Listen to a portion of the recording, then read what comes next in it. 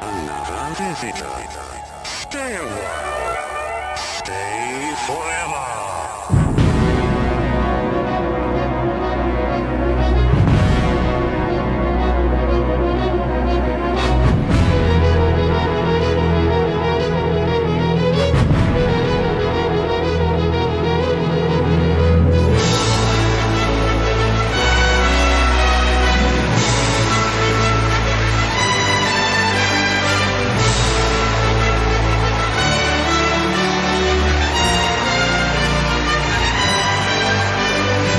Welcome to the 1987 Golden Breadbin Awards, brought to you by Zapped to the Past.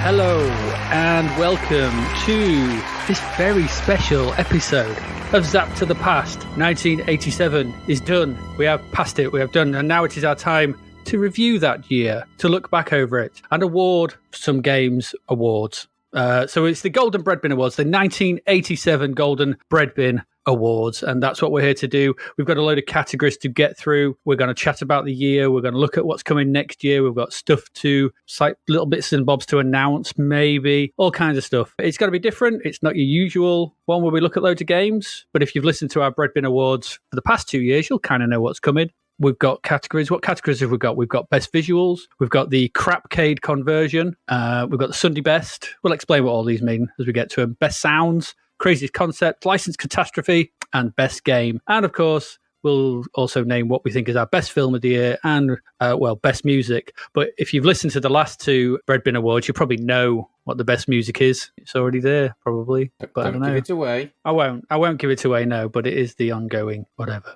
So that's this episode. Like I said, it's a bit different. So there's no Graham giving you his whatever that his spiel is to describe all the games. No, we're just going to get straight into it. So should we have a chat about 1987 now, or leave it to the end, or what do you think? Should we just do it now? I think you can do a quick chat, just do a quick, what did you think to 1987 sort of thing? Okay, so the one thing I will say about 1987, I've got some stats to go through as well, but I'll do that in a minute. Actually, I'll go through the stats now because that might lead into some interesting discussion as well. So the number of games that we looked at this year was 320. That's about just over 100 more than last year. So in the last, what is it? We started, I think it was episode 42. We've gone up to episode 70, 29 episodes, I think. Average number of games per month is 26.66 recurring. That's over 13 a week on average. The highest score for the year, there was only one. It was 98%. Last year we had a few, but this year it's just 98% for head over heels. There was that. The lowest score was the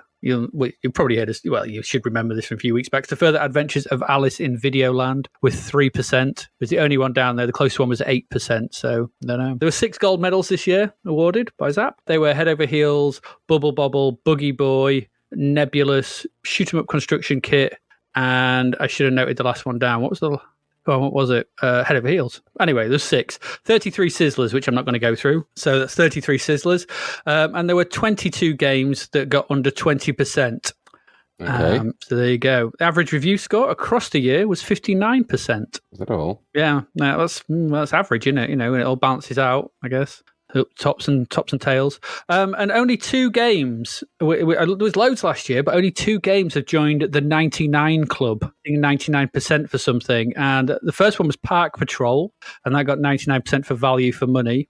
And that's a strange one, that, because Value for Money was booted out the ratings midway through the year, and then they started just giving budget games a single score, didn't they? So yeah, they did. Yeah, there was that, and then there was Brian Clough's Football Fortunes. That's the one with the Pepsi board game and all that, wasn't it? 99% presentation. So what about this year? What can we say about this year? We were really looking forward to this year. I seem to remember we were looking at 1987 going, it's going to be great. There's loads of great games, loads of big games. But all I remember from this year is a lot of weeks were very trying.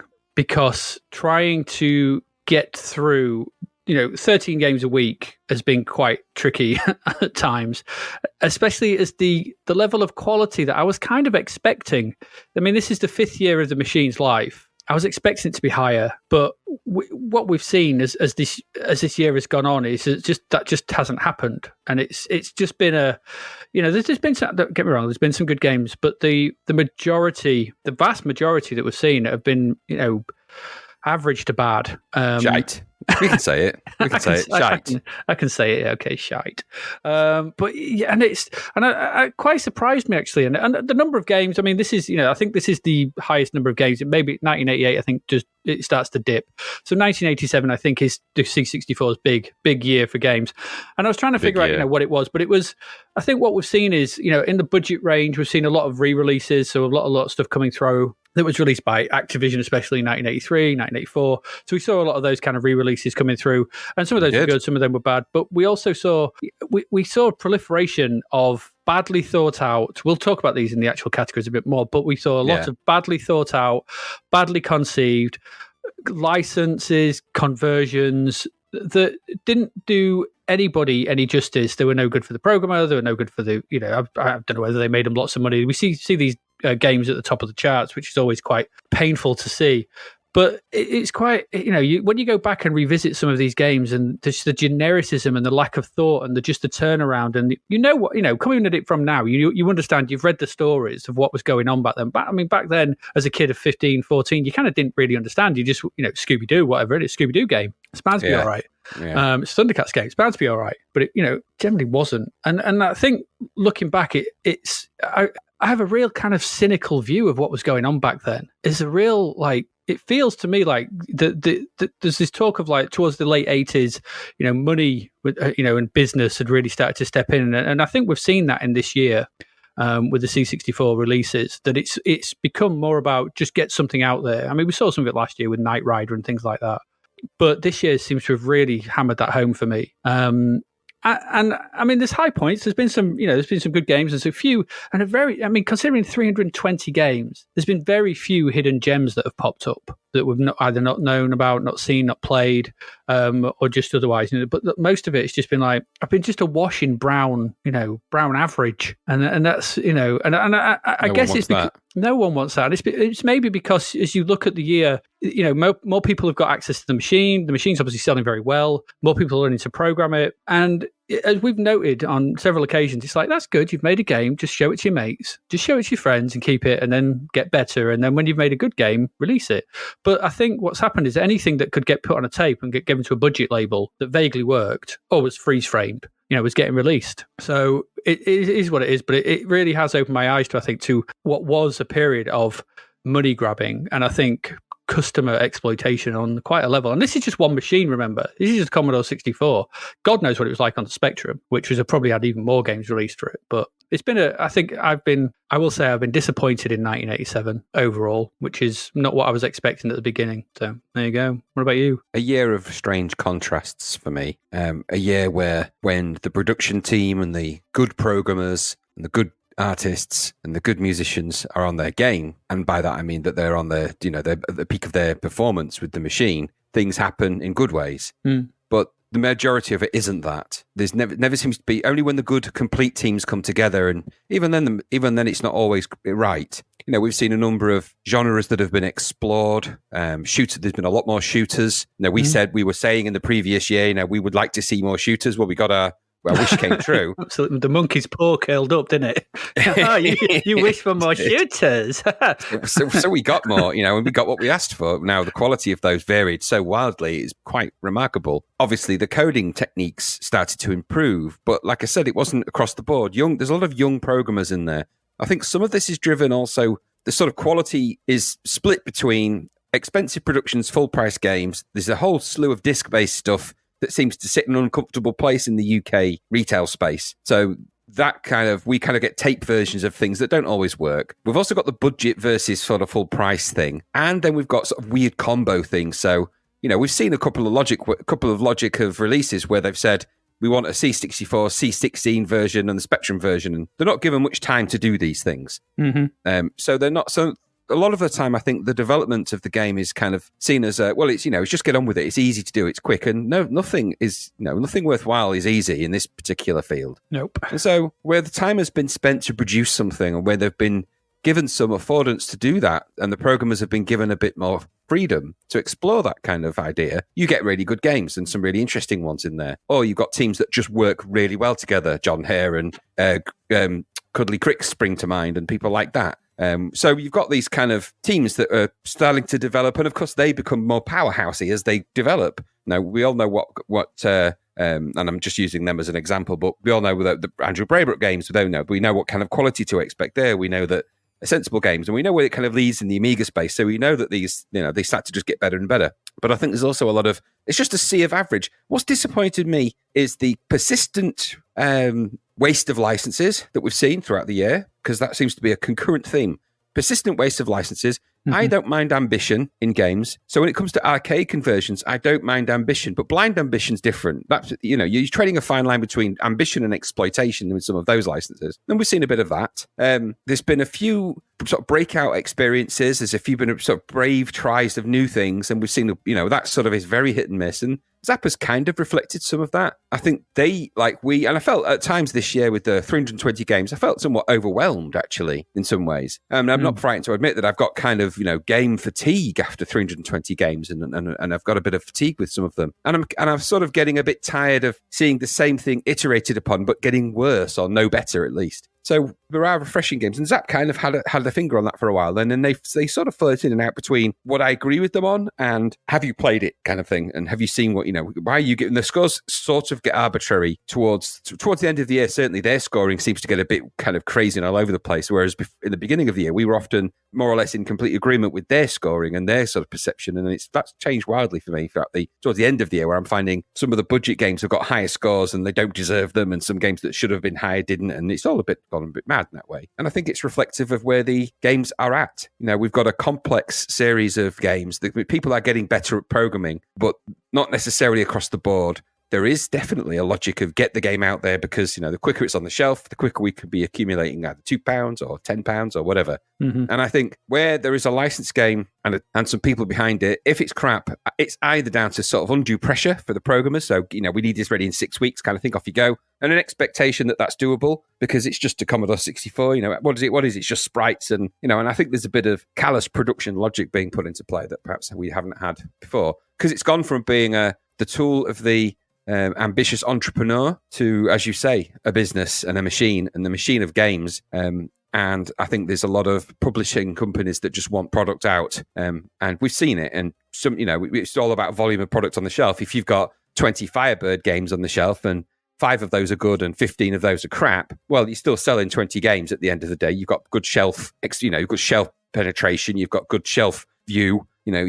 That's kind of the way it is. And what I've also found a bit odd as a final sort of hurrah to this year was the weird derivation of brands from these Firebird, Silverbird, Goldbird, Turdybird, Flappy Bird, all these budget brands that seem to have sort of revisionist versions of themselves. And in some instances, it's released some amazing things. Hero and some of those early Activision games really sort of showed us that actually that back in 1984 that some of these designers had their heads screwed on. Then we roll the clock forward and we see some of the utter dog egg that's been produced by, and I think, well, hang on a minute. What is this? Is there any kind of QA threshold for any of this? And I think you've hit the nail on the head. Of course there isn't. There's no QA threshold for this. I mean, we know for a fact that the Houston deal was, what was it? Produce a game every month for 12 months or 10 months or something? Odin, Odin, British Telecom, yeah. So yeah, the Odin and the British. So I mean, that can't be the only variation of that. I suspect there's quite a bit of that, and we know that there's, like I said, if we're going to release this game, we want a C64 version as well. Okay, I'll do it. And they've just done it because they had to. There's no love in it, and I think that's where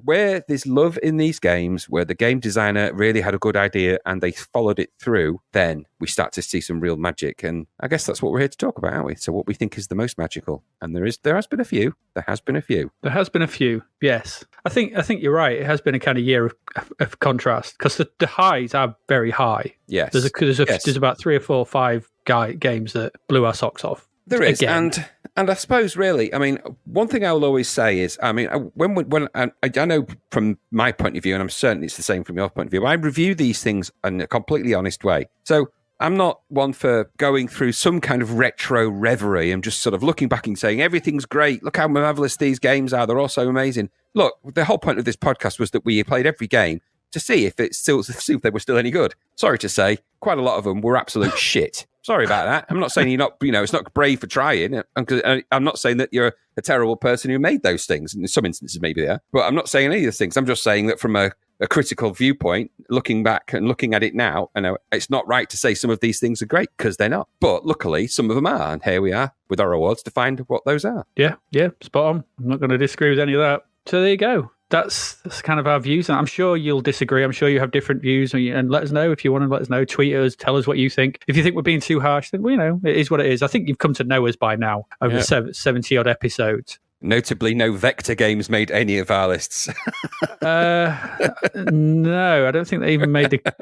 Is there any in the Crazy Concept? I don't know. I don't know. I don't think... Anyway, we'll get into that. But... We'll get into them. Yeah, should we get into our first award? Should we just get on with it? Yeah, I think we should. I think we should. All right, let's get into our first award.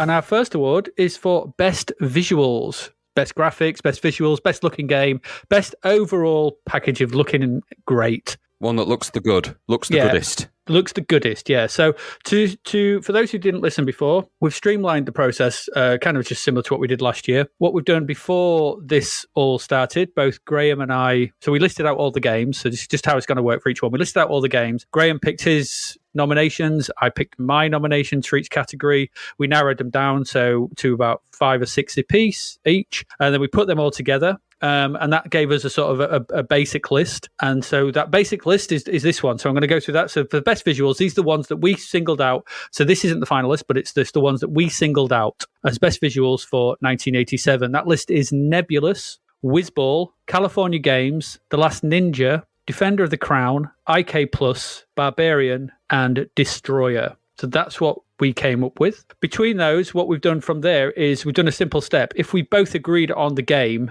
they move through to the consideration for best visuals. If we didn't both agree on it, unless we really want to argue the toss, they're not in the final category. So the ones that have made the list for best visuals are Nebulous, Whizball, The Last Ninja, Defender of the Crown, and IK Plus. So before we discuss them, do you wish to push for any others? Barbarian, California Games, Destroyer? No, not in light of the others. No, I'm happy with those ones. Yeah, I think that's a good 5. I think that's going to be a tough 5 to whittle down anyway. So let's not throw anything else in. Right. So let's get down to this. How do we start this? All right. So Nebulous, Whizball, Last Ninja, Defender of the Crown, IK Plus. I don't think you could have picked a more diverse range of visual games. No, I don't even know how you compare them. But compare and contrast we must.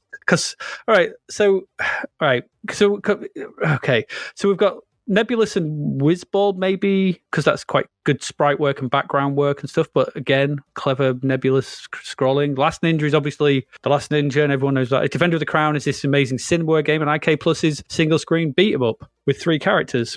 How do we go about this? Well, I think because we've got to whittle this down to 3, right? Essentially, we've got 3 and then 1. So I'm going to suggest that we take IK Plus out of the running because IK Plus is good visually. But it is single screen. It is the same character, albeit technically amazingly done. Not disputing the technical code display, but it isn't massively graphically variable. And I don't know, compared to the others that are, I just don't know that IK Plus sits happily in that family. Yeah, okay. I get that. I understand. Yeah, I can understand that argument. I mean, it's so fluid though, isn't it? And so good and so well animated. Yeah, but that's technique. That's not... That's down to animation and technique. I get you, but there's no graphic variation in that. If there was lots of enemy types and different variations of background, but there isn't. There isn't those things. So you can change the color of the sunset, and you can make his pants fall down. You can make his pants fall down, man, and it looks good. And he looks at you. You can't do that in any of the others. Those graphics haven't changed that much from IK. No, that's true. They just added. I mean, they're just up the technical ability, haven't they, with another character? Well, I think if there was an award for best technical advancement, which obviously we haven't got, then IK Plus might have been in that list. But I don't think it's best. It's out those ones in that competition. IK Plus does not sit as well in a visual comparison. Okay, all right, yeah, I can get behind that. That's fine. I'm not going to argue too much about that because it still leaves us 4. Yes, and we've got to boot one of them out. Now, I would also put to you that if Defender of the Crown should be in there, because Defender of the Crown is amazing visually, but it is basically around a series of static pixel painted images. Now, this would be it's kind of the equivalent. Now, I don't doubt the quality of those pixel painted images, and thematically, it all feels the part, but there's not a lot of game graphics outside of that. Would you not argue that The Last Ninja is the same with its pixel painted backdrops? Potentially, yeah. But you've got more variation of character and animation. At least you've got that in there. And I'm not saying The Last Ninja. Maybe there's elements of that. But I just think if you took the still images out of Defender of the Crown, you wouldn't have a lot left. Its power is in its kind of visual display, and it's inherited from an Amiga. So these are variations of the Amiga graphics. Now, I'm not saying that they're not good because they're amazing, but I don't know if that's as visually compelling as something like The Last Ninja. But those two sit in the same fence for me because they're both about the theme and about how well they conveyed the theme. We made a note of that when we did the review of those two games because we said, out of all four of those games, to some extent, The Last Ninja is all about ninjas and about the world that they live in, and it looks the part and thematically amazing. Defender of the Crown, exactly the same, but obviously medieval times, knights in shining armor, and all of that. And there is a great look to Defender of the Crown, as there is Last Ninja. So I could take either of those in or out based on The Last Ninja does have a lot of similar looking gardens. You know, we joked about it at the time. You know, this is the ninja exploration of the garden centre. But Defender of the Crown, take away its postcards, and what have you really got left? You know, if you actually have game graphics, you have the sword fight, the joust, and the map, and the sort of the catapult bit. There's not a lot of game graphics. No, okay, I can, yeah. Oh God, but it is best visuals, and I think they are top-notch visuals for the C64. That's what I think as well. What I like about Defender of the Crown is not just if we're going on the whole package sort of thing. The way it's all, I like the sort of intro screens, the way it's on the scrolls, the little sort of silhouette graphic visuals. Yeah, no, I'm not saying it's not good. But I'm just saying, think about Last Ninja when you go under the arches, for example. I know it sounds daft, but it's because we're down to the fact you're down really in this kind of category. You're down to the minutiae of detail. Yeah, Last Ninja. This isn't about the game. You know, the Last Ninja has terrible faults. You know, jumping across that river on them stones is rubbish, and that silly dragon doesn't look that great. But you've got the waterfalls, you've got all of those graphics, the dungeon graphics, and all the rest of it. And I don't know. But then I think I think about Defender of the Crown, and I think actually, no. So there is a bit of booby in there, isn't there? So there is, yes. So the argument, therefore, is, and also there's a misplaced arm as well. There's a very inappropriately placed arm. There's inappropriately placed arm reach out in the silhouette. There is, yes. Which makes it number one for me. But hey ho. So it's out of those two. So in your view, then Nebulous and Whizball are in the top three. For me, they have to be. Okay. I think, and I think it would be very hard pressed to argue them out. Okay. Because of all sorts of different factors. Yeah. Okay. All right. I'll drop Defender of the Crown. Okay. I'll go with that. Okay. I can see the argument for either of them. I think if I had to come down to it, I think there's more variety in Last Ninja. There's there's how many screens is there? 100, 300, I forget, 100 odd, but you got 6 levels, is there? And there's 6 different levels of dungeons. I mean, obviously the first two are just a trip to your local garden centre, as you said. They are. But it's a very pretty garden centre, and a garden centre I would like to visit. So yes. And there's the things like it was available on tape. It was available on tape. Well, okay. that means that means you get the loading screens for Last Ninja, and you get the loading music. Remember, Defender of the Crown wasn't on tape, as far as I'm aware. No, it was not. No, I don't think it was. Okay. So that gives us the last three of Nebulous, Whizball, and The Last Ninja. Now that's a tough call.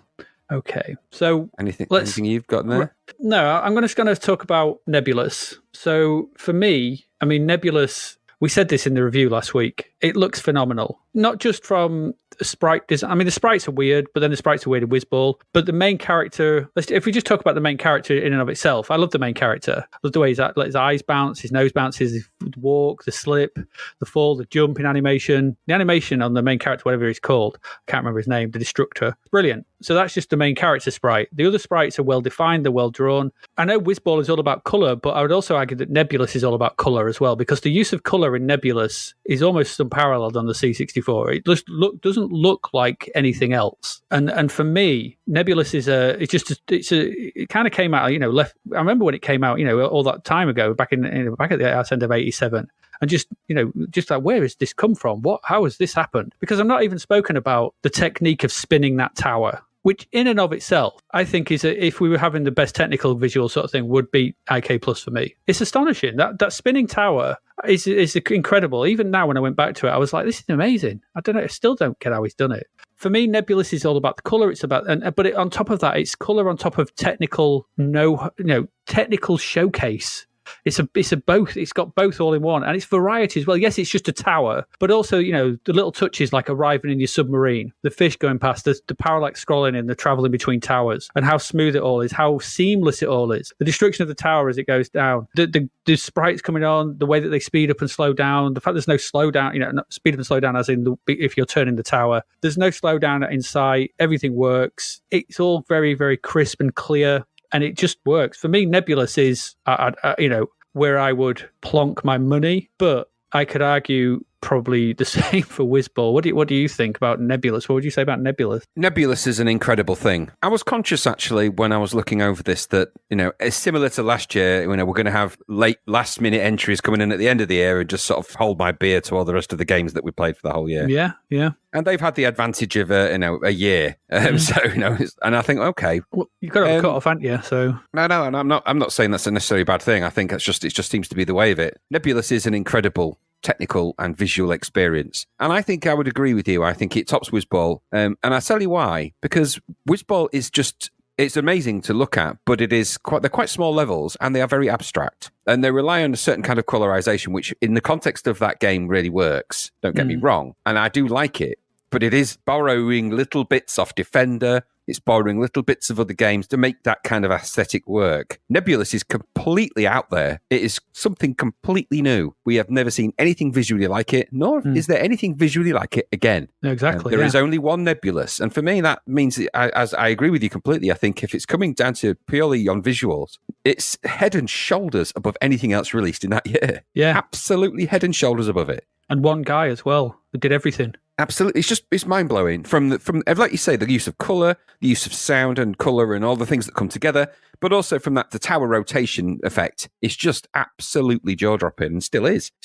So I think, and then even then when you get down to the sort of fishy level and, you've got the parallax scrolling and there's a lot of gaming there under one load. Yes. And so I think without a doubt, Nebulous from a visual perspective is absolutely the C64 just really being pushed to a real good limit. I'm not saying it's not going to get bettered because there's, later in other years that we go through, I'm sure there'll be other equally visually compelling things, but they never did another Nebulous. No. Nebulous was just, it came out and there it is. And if it's the greatest visuals for this year, well, it is what it is. Whizball is good, also ran in that league, as so is Last Ninja. Yeah, it's like I said. I mean, there are probably other games like it, but the only one I could sort of pull from my head was Fez, wasn't it? So it was kind of in that similar rotational visual style. But Nebulous, just the way that those bricks rotate, the shapes, the smoothness, the way it all works, the way that everything comes around and everything. It feels like a round tower, but it's such a very, very clever, optical illusion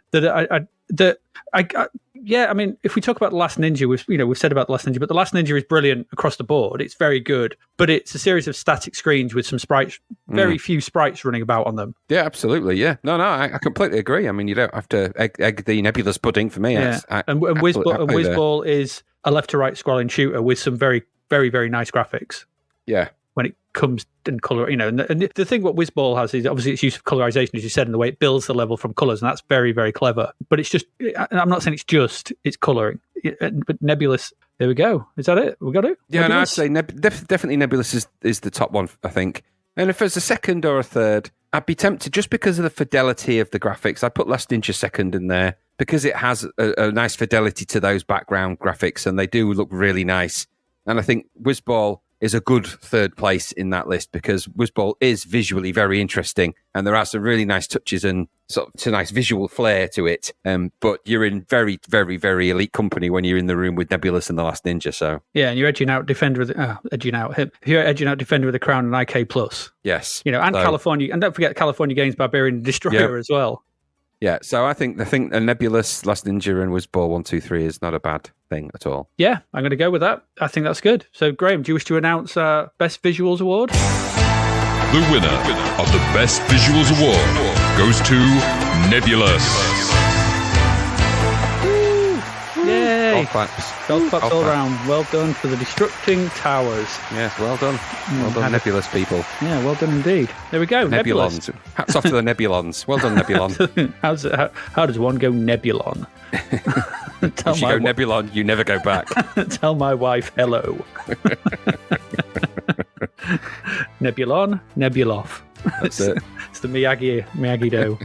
All right, there we go. So that's our first one. Best visuals goes to Nebulous with runners-up Last Ninja and Whizball. Well done, well done. Good stuff. Good. Really pretty games, though. Really good, really good. Let's move along to something not so good.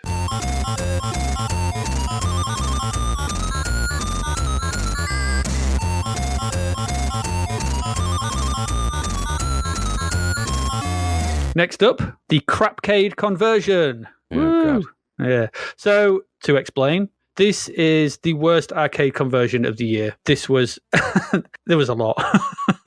There was a lot. There was a lot. There was a lot. Oh my god, this was A lot of rubbish. It really was. But I mean, we've managed to actually narrow it down to 3, but I might want to put one in there because I think it needs to be in consideration. But we'll see.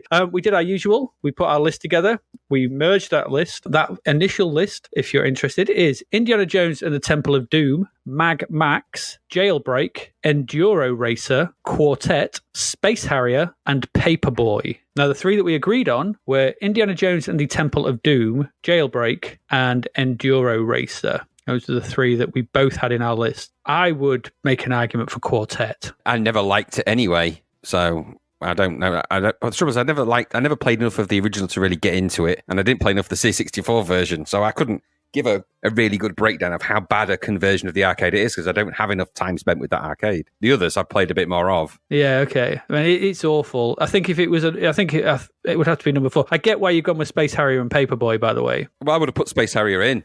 Because I think, but it's because if we're talking about a crap conversion, it is a crap conversion. It is, but I think it was a poison chalice from the start off. I think the others could be done. I think Paperboy and Space Harrier, as we said at the time, they're too much for an 8-bit machine running at 1 megahertz. Yeah. I mean, yeah. I think I think you the others probably not, but I think Space Harrier and Paperboy, Mag Max was also god awful. But I think we'll just stick with what we've got. We've got 3, and I think we'll go with those. There's a cavalcade of utter crap in there anyway. Yeah. And there are real disaster areas in the 3 that are in that final 3. There are actual disasters.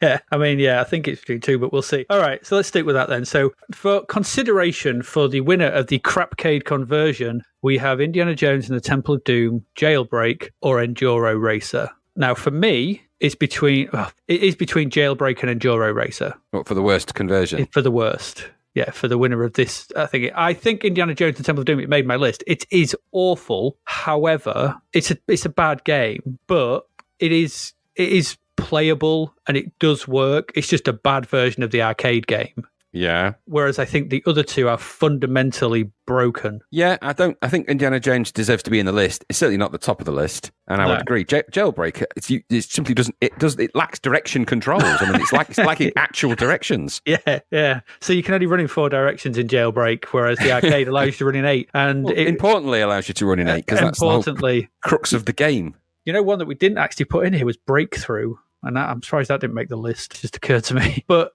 Okay, so Jailbreak has directional issues, and Enduro Race has speed issues. As you know, yes, it does. I think the thing is, if you look at Enduro Racer, and I know we weren't that hepped up on it, but we thought it was a good conversion of what it was. You just compare Enduro Racer to Boogie Boy because they're very similar. Similar idea, aren't they? Yeah, but Boogie Boy comes out with a gold medal, and we were, thought it was okay. A lot of people love Boogie Boy, but Enduro Racer is such a calamity. It is bad, and the Spectrum version was better. Well, and way I'm better. Not saying, and that's.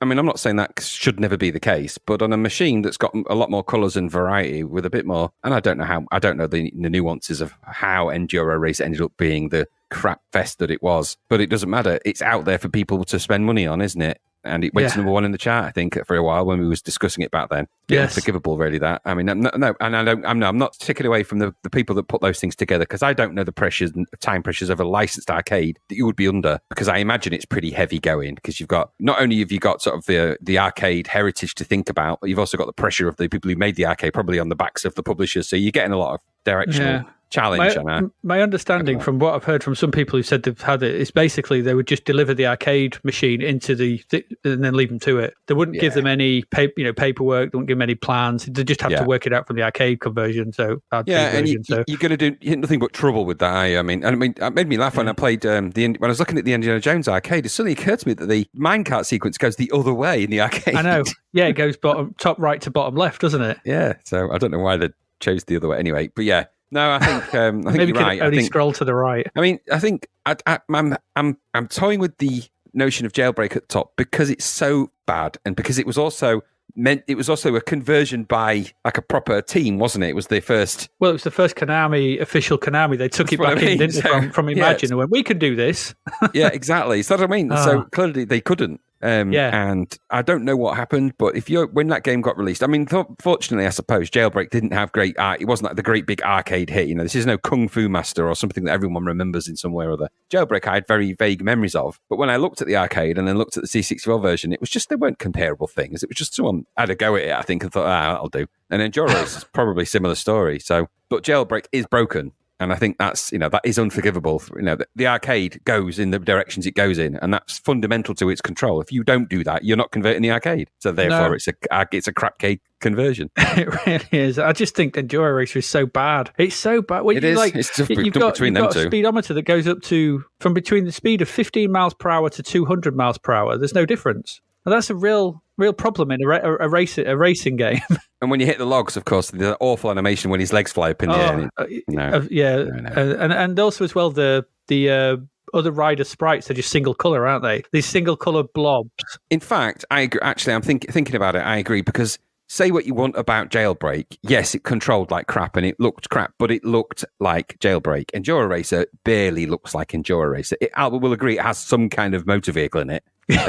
But other than that, it's so far removed from what the arcade is that it's barely recognizable. If you didn't have Enduro Racer on the box, you probably would have just gone, "What the hell is this bikey guy?" Whatever. It feels like a crap budget racer from 1984 or something. So I think So I'll be tempted to put Enduro Racer at the top, Jailbreak for a 2, and Indiana Jones and the Temple of Crap at number 3. I think they're all number 2s personally, but yeah.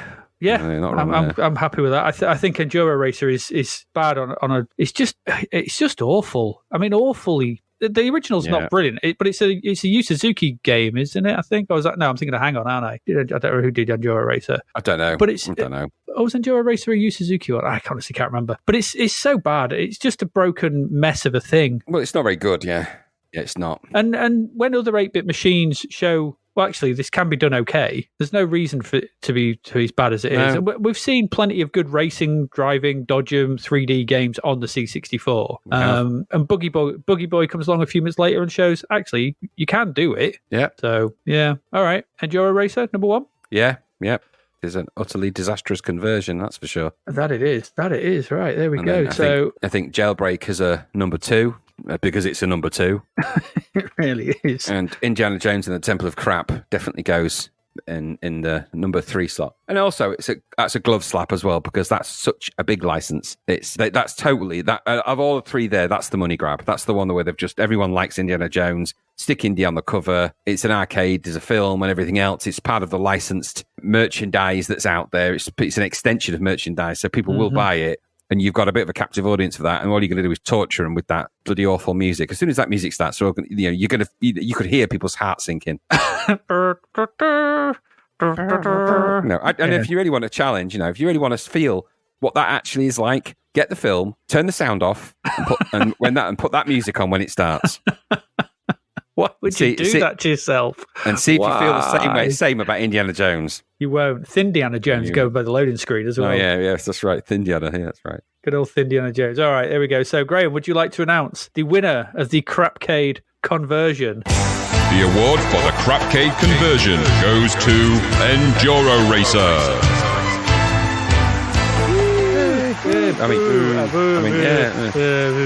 Down with this sort of thing. It's terrible. So coming in at number 2, Jailbreak, and rounded up by Indiana Jones and the Temple of Doom, with shout-outs to Mag Max Quartet, Space Harrier, Paperboy, Breakthrough, and countless others we've probably forgotten about because they're all horrific. Loads of them. Because they're all horrific. So many horrificness. There we go. That's our first 2 awards. Best Visuals, Crapcade conversion, done in no time whatsoever. let's keep this ball rolling and move into the next one.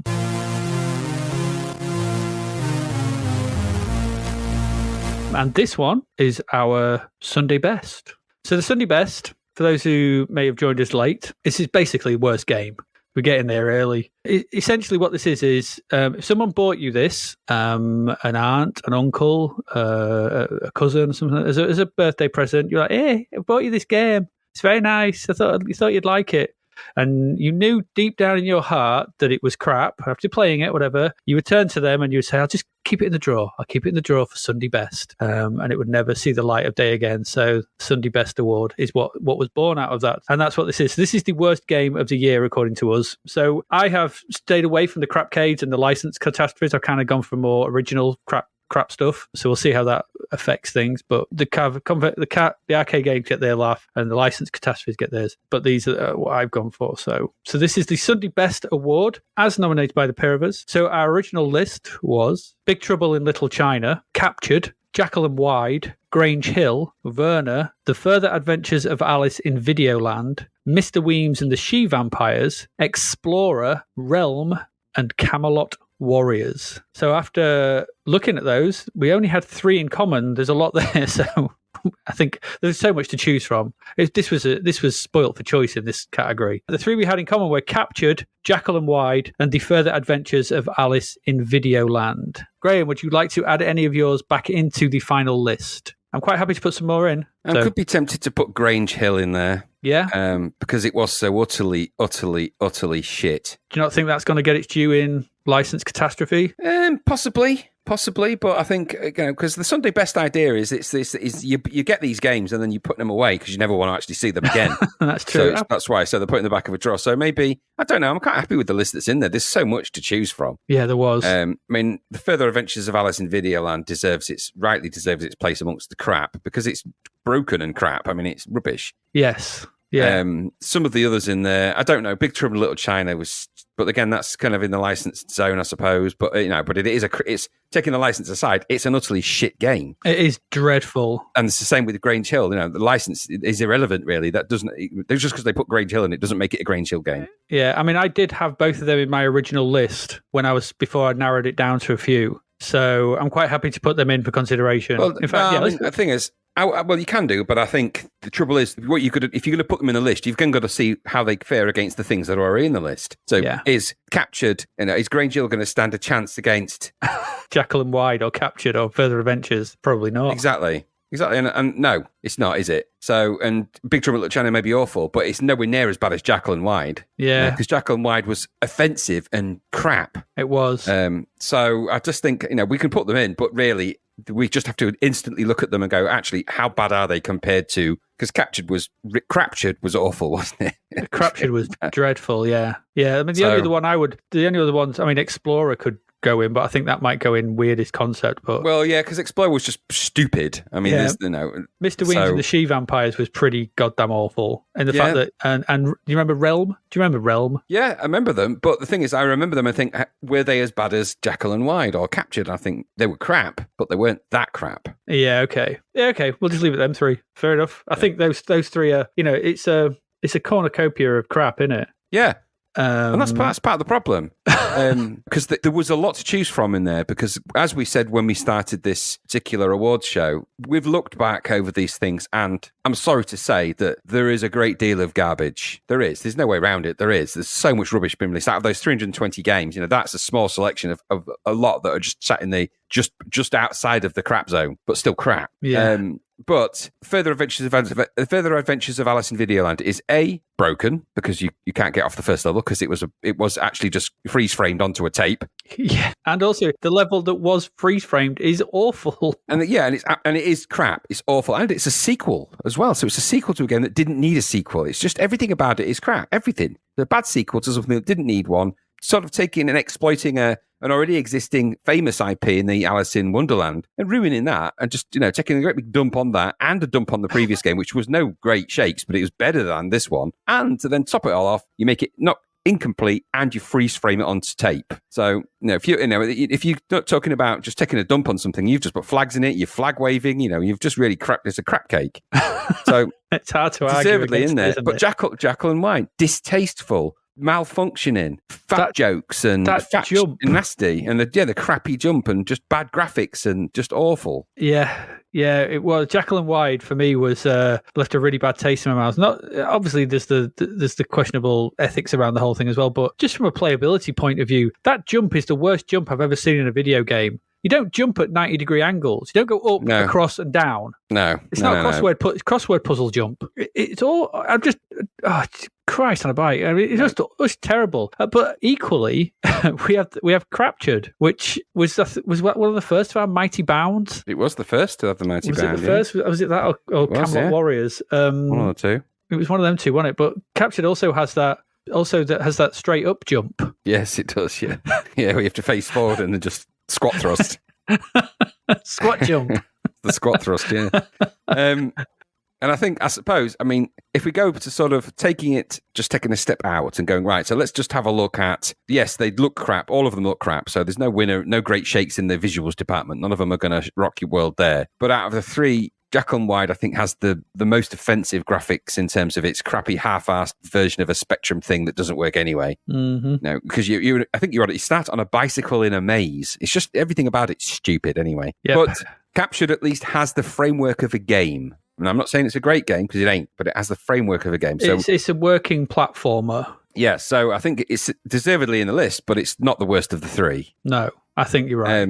And I think Jekyll and Hyde, it isn't broken. I mean, you wouldn't know that necessarily. It is crap, but it's not a broken thing as far as I'm aware. There's also an argument as well that something with Alice in Videoland is also probably going to be more tempting to an aunt or a granny to maybe buy for you from it. It's going to have Alice in Wonderland on the front, so they're more likely to go, oh, that looks quite interesting. Yeah, there's a bit of that to it as well, and I think so that kind of playing on that license, as you said. Yeah, I think, and it got 3%, didn't it? And it's the lowest score that Zzap I think I've ever given. I don't think they ever give anything lower, as far as I'm aware. I mean, it is fundamentally broken.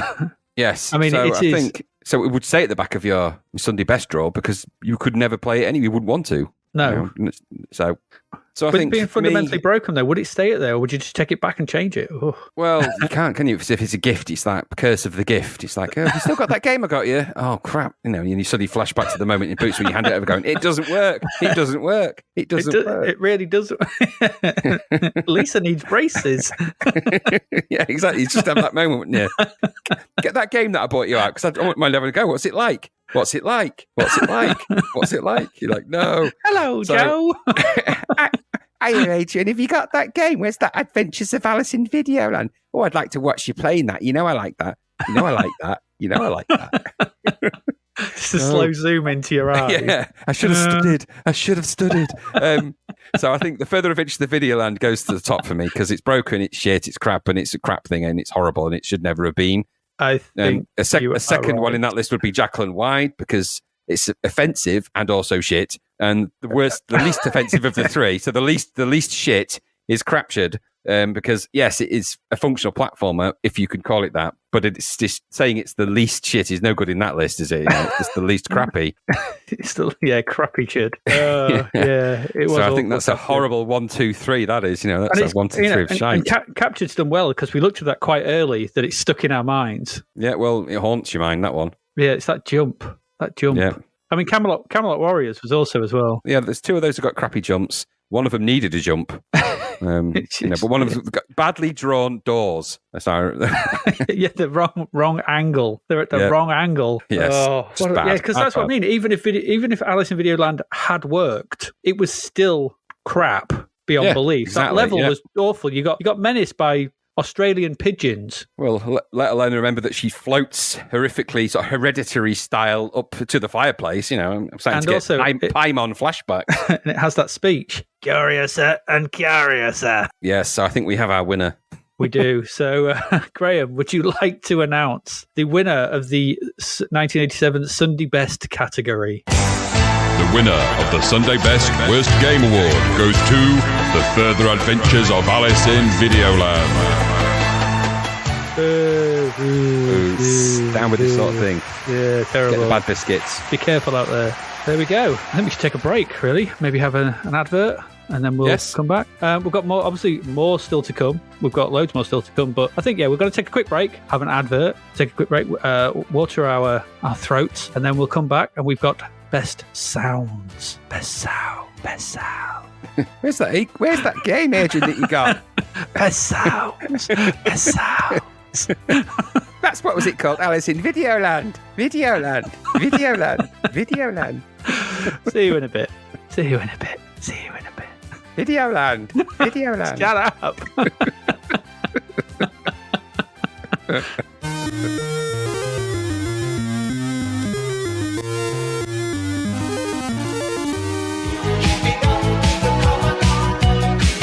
The novel Escape from the Commodore 64 by David Hearn is out now. Growing up in the 80s is a chore for Sarah, who feels misunderstood by her parents and badgered by Reese, her bothersome brother who incessantly prattles on about his treasured computer games. When Reese tells her one of the games tried to pull him inside the computer, she laughs off his fanciful fib. She waggles the joystick to disprove his fairy tale and is pulled into the computer. Now trapped in games she'd never had any interest in playing, how can she possibly beat them? With the help of feisty Nell, another trapped player, can Sarah find her way back home, or is it game over? An evil madman, a hostile planet, bloodthirsty robots, a never-ending throng of karate experts, and relentless digital soldiers will do their best to ensure Sarah never escapes. Available from Amazon and all good online retailers, find out if there's a way out of the beige breadbin of betrayal for Sarah in Escape from the Commodore 64.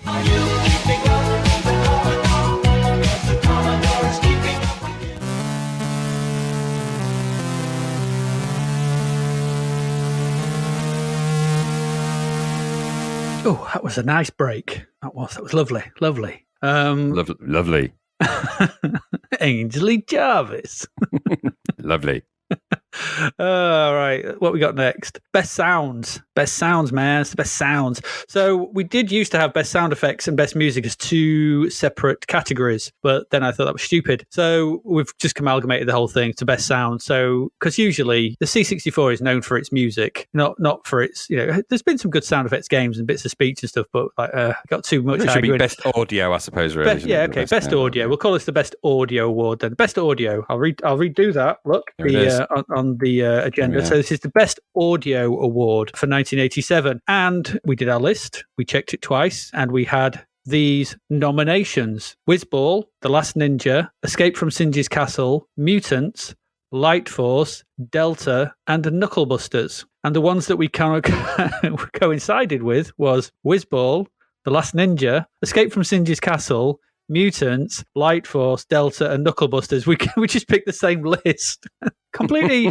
independently as well, yeah. But yeah, we both landed on the same 7 games, and so now we have to make a fight between these 7 games to see which is going to win. So difficult. Okay, I'm going to nominate my first one to move from the top 3, and that would be Mutants. I think Mutants is a great tune, but I don't think it stands up against the others. It's just simple as that. Yeah, no, I would agree. I think Mutants is great, and it's in rarefied company here. Yeah, it is good. But I honestly don't think it stands up against the other 6. It's not that it's it's not that it's the 7th best, which is in this amazing. list. Good. Yeah, it's amazing, but I don't think a bit of Fred Gray music, but it isn't as good. It's good, but it isn't as good as the others. There's always been a nice tone to the Mutants music. It's got a really nice, lovely, it's really nice that arpeggiated tone. The tonality of it is really nice. It's very soft and subtle. Yes, not quite as harsh and in your face as perhaps some of the others are in this list, and that suits that game perfectly. I have to say, Mutants, but it's in strong company. So I agree. Yes. So, okay, which one would you argue to take from the top 3? Or would you argue or do we do it the other way and argue what should be in the top 3? That's difficult, isn't it? Because there's so many good ones in there. I think as much as I like the music from Escape from Singe's Castle, and I don't think I would have it in the top 3. Bell sound, man, the bell sound. Yeah, no, it's great music. But in that company, in that list, they're all very short pieces in Escape from this hour. Time of year. Located in your kitchen. But I think it's lots of short little pieces of music, which is okay. That's how it works. They are all thematically linked, amazingly thematically linked, and that is something that's quite important in this list. But there's games that in that list that do it better. Mm-hmm. And there's plenty of representation from Rob Hubbard in that list already. So, it's also a shame you don't get to hear half of them because you can't get past the first bloody. Yeah, screen. you're going to hear that one, that's that boat's music bit, that no, no, no, no, no. You're If going to you're hear lucky, you might hear the do-do-do, do-do-do, do. You might hear the bold as that's well. all you're going to hear of that. Yeah. Yeah, that's it. Yeah. Okay. And yeah. I think it was such a strong entry because of the music in the first game, which wasn't, it was nowhere near as good as that. It's beautiful bit of music in Escape from Singe's Castle, but it's in strong company again. And I would say those two. So it leaves us with almost like the final five there. Yeah. Okay. Yes, that's five. Oh, God's sake. Probably. Right. Okay. Light Force would be the other one the next one I would take out. That's a tough one because that is incredibly good. Now I rate Light Force. Well, I rate Light Force a lot more than Delta. Okay. Because I think Delta's great, but Delta's not an original piece of music for a start. Fair enough. No, fair enough. Koyaanisqatsi. I'm not saying it's a great version of that. But it is what that is. And so to say that Delta sounds great would be to say that Koyaanisqatsi sounds great. And it does. And if you don't believe me, watch the last episode of the recent series of Stranger Things, where they use the exact piece of music that's used to drive I'm not Delta. down that, but Delta has the mixie load. Yeah, no, that's a technically amazing thing, but it's only what you make of it. And this is about there's other pieces in there that are stronger. Delta's good, but I think Light Force is a better piece of music. So I'll take out Delta as long as we can. Okay, because I suppose if we're talking Hubbard's blockbusters, the longer pieces, I would rate Knucklebusters over Delta any day of the week. Yeah, absolutely. Now, Knucklebusters has a special place, but it's in a very, very tough list. Oh God, moving Delta out. I get it. It's a cover, but we gave Hypersports a number one. I'm not saying it's a bad thing. I'm saying in that list, if you're going to compare two shoot 'em games, which they are, and the thematic music that goes with them, when you start Light Force and you're playing Light Force and you're blasting things in the game, that feels like a more coherent experience than it does if you play Delta and you put the music on of Delta, because Delta's got that really weird, it's an amazing thing, 11 minutes of, soundscape, but it is basically going from Pink Floyd through to Philip Glass. Now, and there's nothing wrong with that, and it's an amazing thing to hear a C64 do it, and the audio is amazing in that. But Light Force is it's got that amazing thunderous drum beat, which is very powerful in that. And I think that's what really attracts me to the Light Force. It's just that really nice vibe, and it's also an original composition, and I think it really, really suits that game in a way that I don't know. I just think out the two, if it comes down to just a preference, I think I've always liked Delta. Don't get me wrong, because as soon as that game loads, there's no mistake in Delta. As soon as you hear that music, you think Delta. There's no way around it. Yeah, the title screen music's ace. It is, and Light Force maybe doesn't have that recognition either, but Light Force is the title screen music in Delta a cover, or is that original? No, it's Delta. It's this Koyaanisqatsi again. What the dun dun dun? Yeah. It's a speeded up version of the piece towards the end.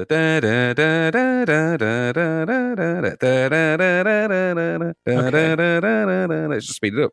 Okay. So it's tough company because Delta is amazing. But if you're going into a Hubbard dust up between Delta, Light Force, and Knucklebusters wins hands down out of the three by miles. Yeah.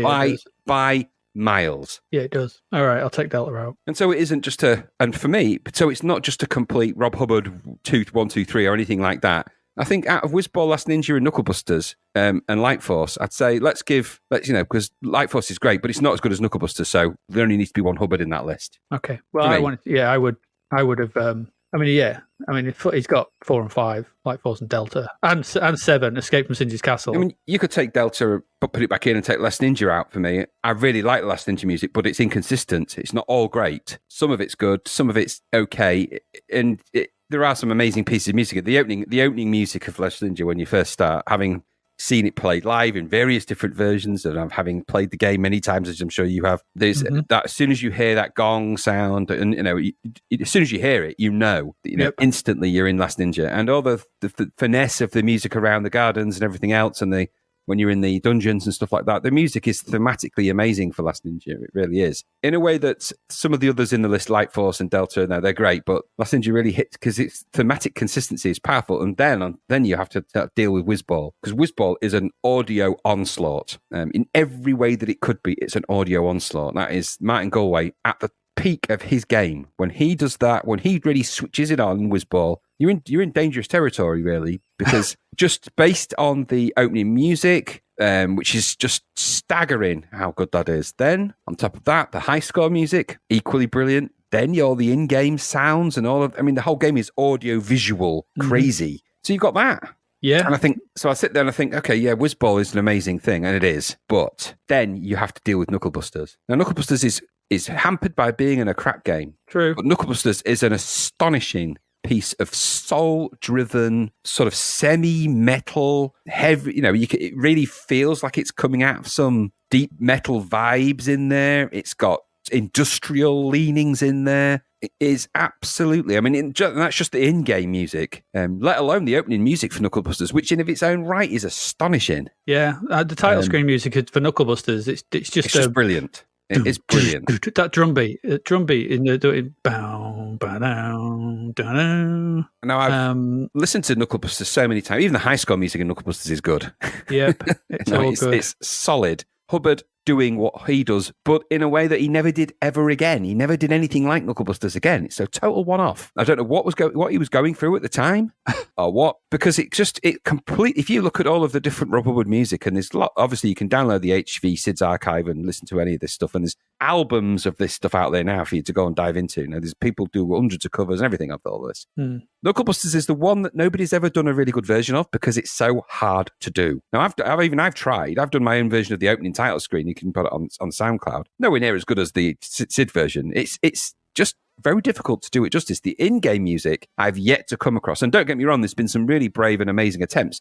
Mark TDK Knight did an amazing version using kind of synthesized sort of John Carpenter style sounds. And I don't know what the perception of that is out there. I quite liked it. I thought it was quite good when it was released, but there's something about Knucklebusters that endears to this day. Very powerful piece of music. Completely, the game is just irrelevant. Who remembers it? The game. The game's awful. The game was terrible. But that piece of music, I would put it on, find a safe spot, and listen to the music. Yeah, it's astonishing. It's a journey, that music. Yeah, it's 17 minutes? Is it 17 minutes? 16, 17 minutes. It's the length of the timer counting down, isn't it, I think? Yeah, absolutely. It lasts the whole thing.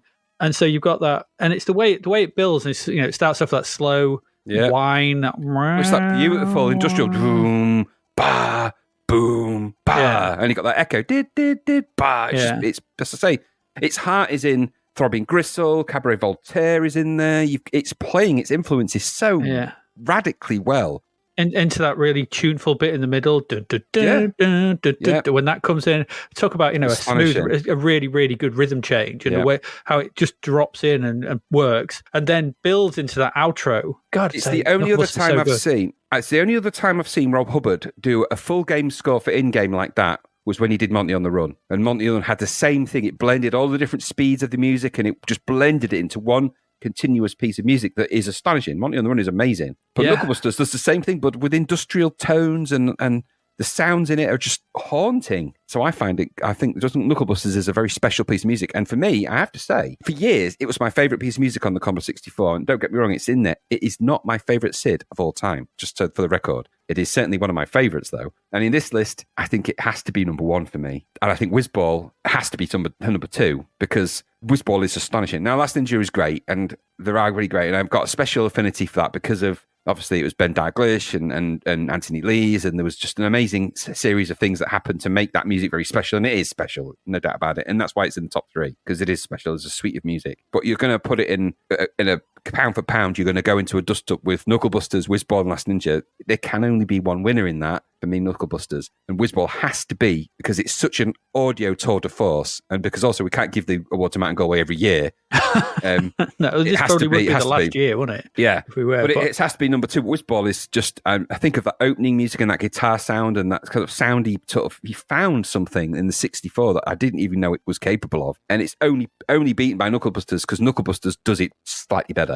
There's Knucklebusters finds sounds and a tonality that I did not think you could get out of a 64K Commodore machine. I just didn't think beautiful industrial tonality could come out of a SID. It just astonishes me. For me, Knucklebusters is because it's the side of Hubbard that the thing that I've said on this podcast that I've always liked, it's the Zoids, it's the Nemesis, the Warlocks, it's these heavier stuff that I've always preferred of his. I've always liked that kind of stuff, and I've always been a big proponent of the Zoids music. I love the Zoids theme tune. I think it's amazing. I get it's a cover, so it didn't. It was up against strong stuff.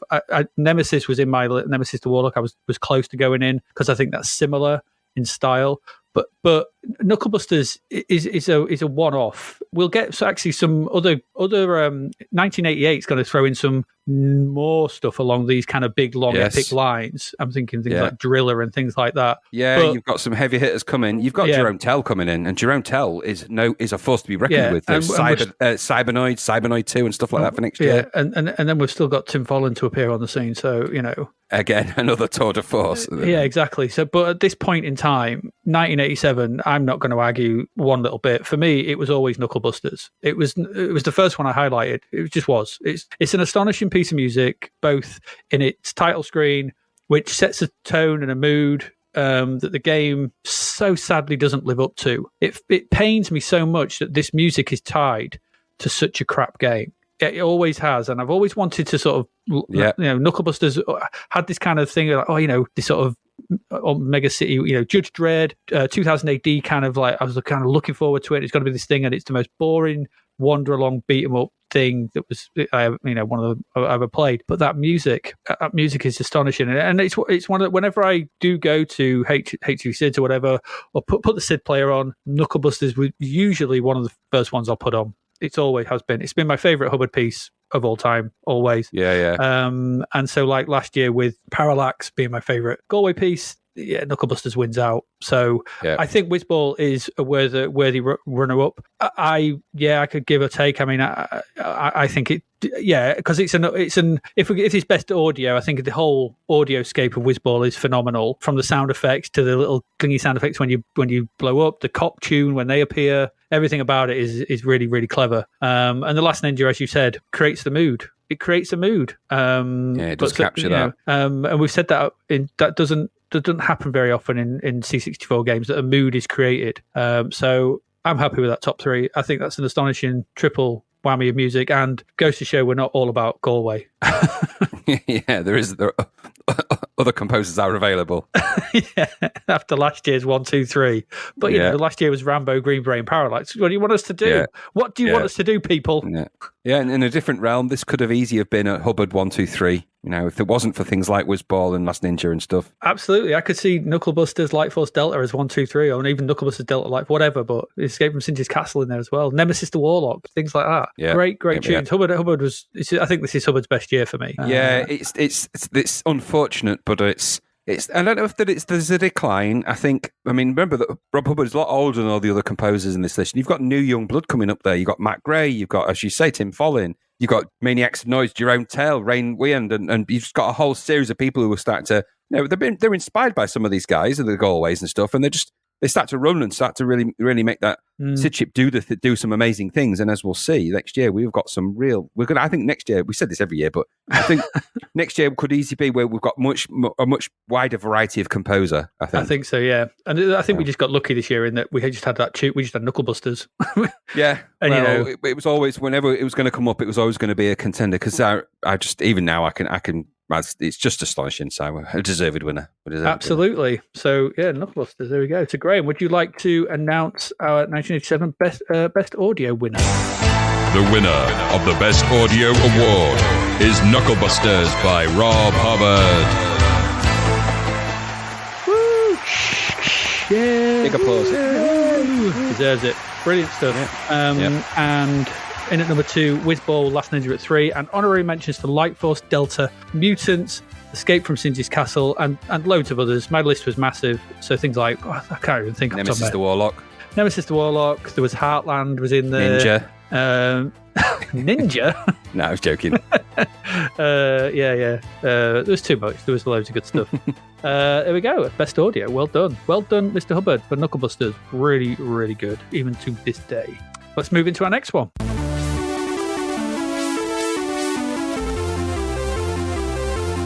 And this one is the craziest concept otherwise known as What Were They Smoking? I think we know what they were smoking. What was going on in the air that night? So Not good things. God, yeah, that's not the Phil Collins. Yeah, in the words of Phil Collins, there was something in the air. There was in the air when these were cooked up. Yes. So we did our usual craziest concepts. We did our list. We collated them, and our initial list consisted of the following 6 games: Election, Jumpin' Jimmy, Transatlantic Balloon Challenge, Explorer, Terror of the Deep, and Werner. The ones that made it through were Election, Jumpin' Jimmy, Transatlantic Balloon Challenge, Explorer, and Werner. The only one that didn't was Terror of the Deep. I only put Terror in the Deep there because you've got a thing about shooting stuff underwater in the Loch Ness, and it shows aliens. Yeah, that's right. Terror of the Deep wasn't Loch Ness. No, in a game that's set in Loch Ness. What's it got to be? Is it got to be Nessie? No, it's aliens. So, by the way, I read today, that just as a little aside, someone's discovered what he thinks the answer to the big. Remember the famous image of Loch Ness was that sort of silhouetted image of the long-necked thing. This guy's turned around, and one of his ideas that it's actually a whale penis. There you go. Put that in there. So there. It's still not aliens. And it's still a Terror of the Deep. That would be a Terror of the Deep.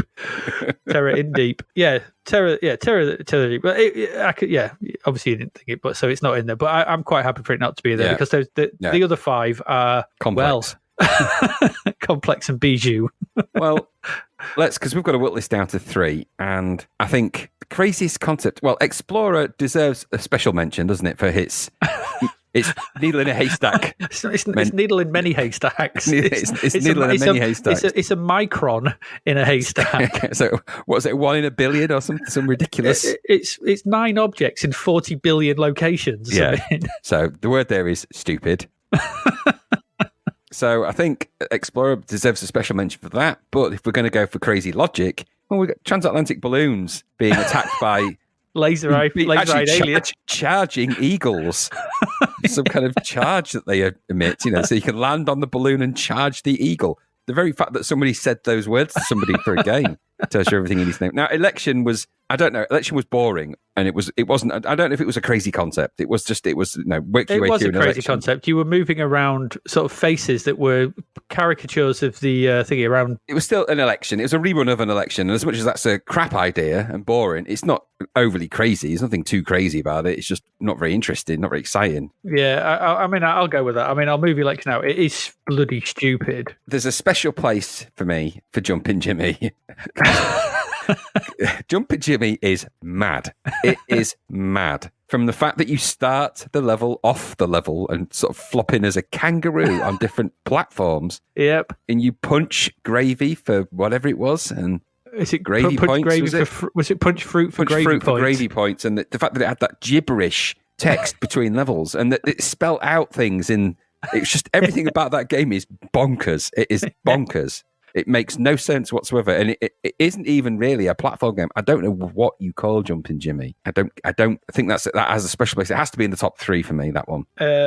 Yeah. I mean, Werner, is that just lost in translation a bit? I know the game was crap, don't get me wrong, but I think that was a crap game just lost in translation. But I don't even know if it was lost in translation, because it's a crazy concept to try and turn that into a game. And the game that they chose, making a bike when you had no idea about what parts were what or what went where or anything. Yeah, but I don't have any of the context of Werner. So I don't know if that's something that Werner did in his show, for example, or his comics, that he regularly was taunted by his inability to make motorbikes. I don't know. True, so I don't have enough Werner knowledge to really say whether that's a very good thing. That might be the greatest Werner game ever, because I wouldn't know, because I don't. It is the only Werner game ever, so it has by default the greatest Werner game ever.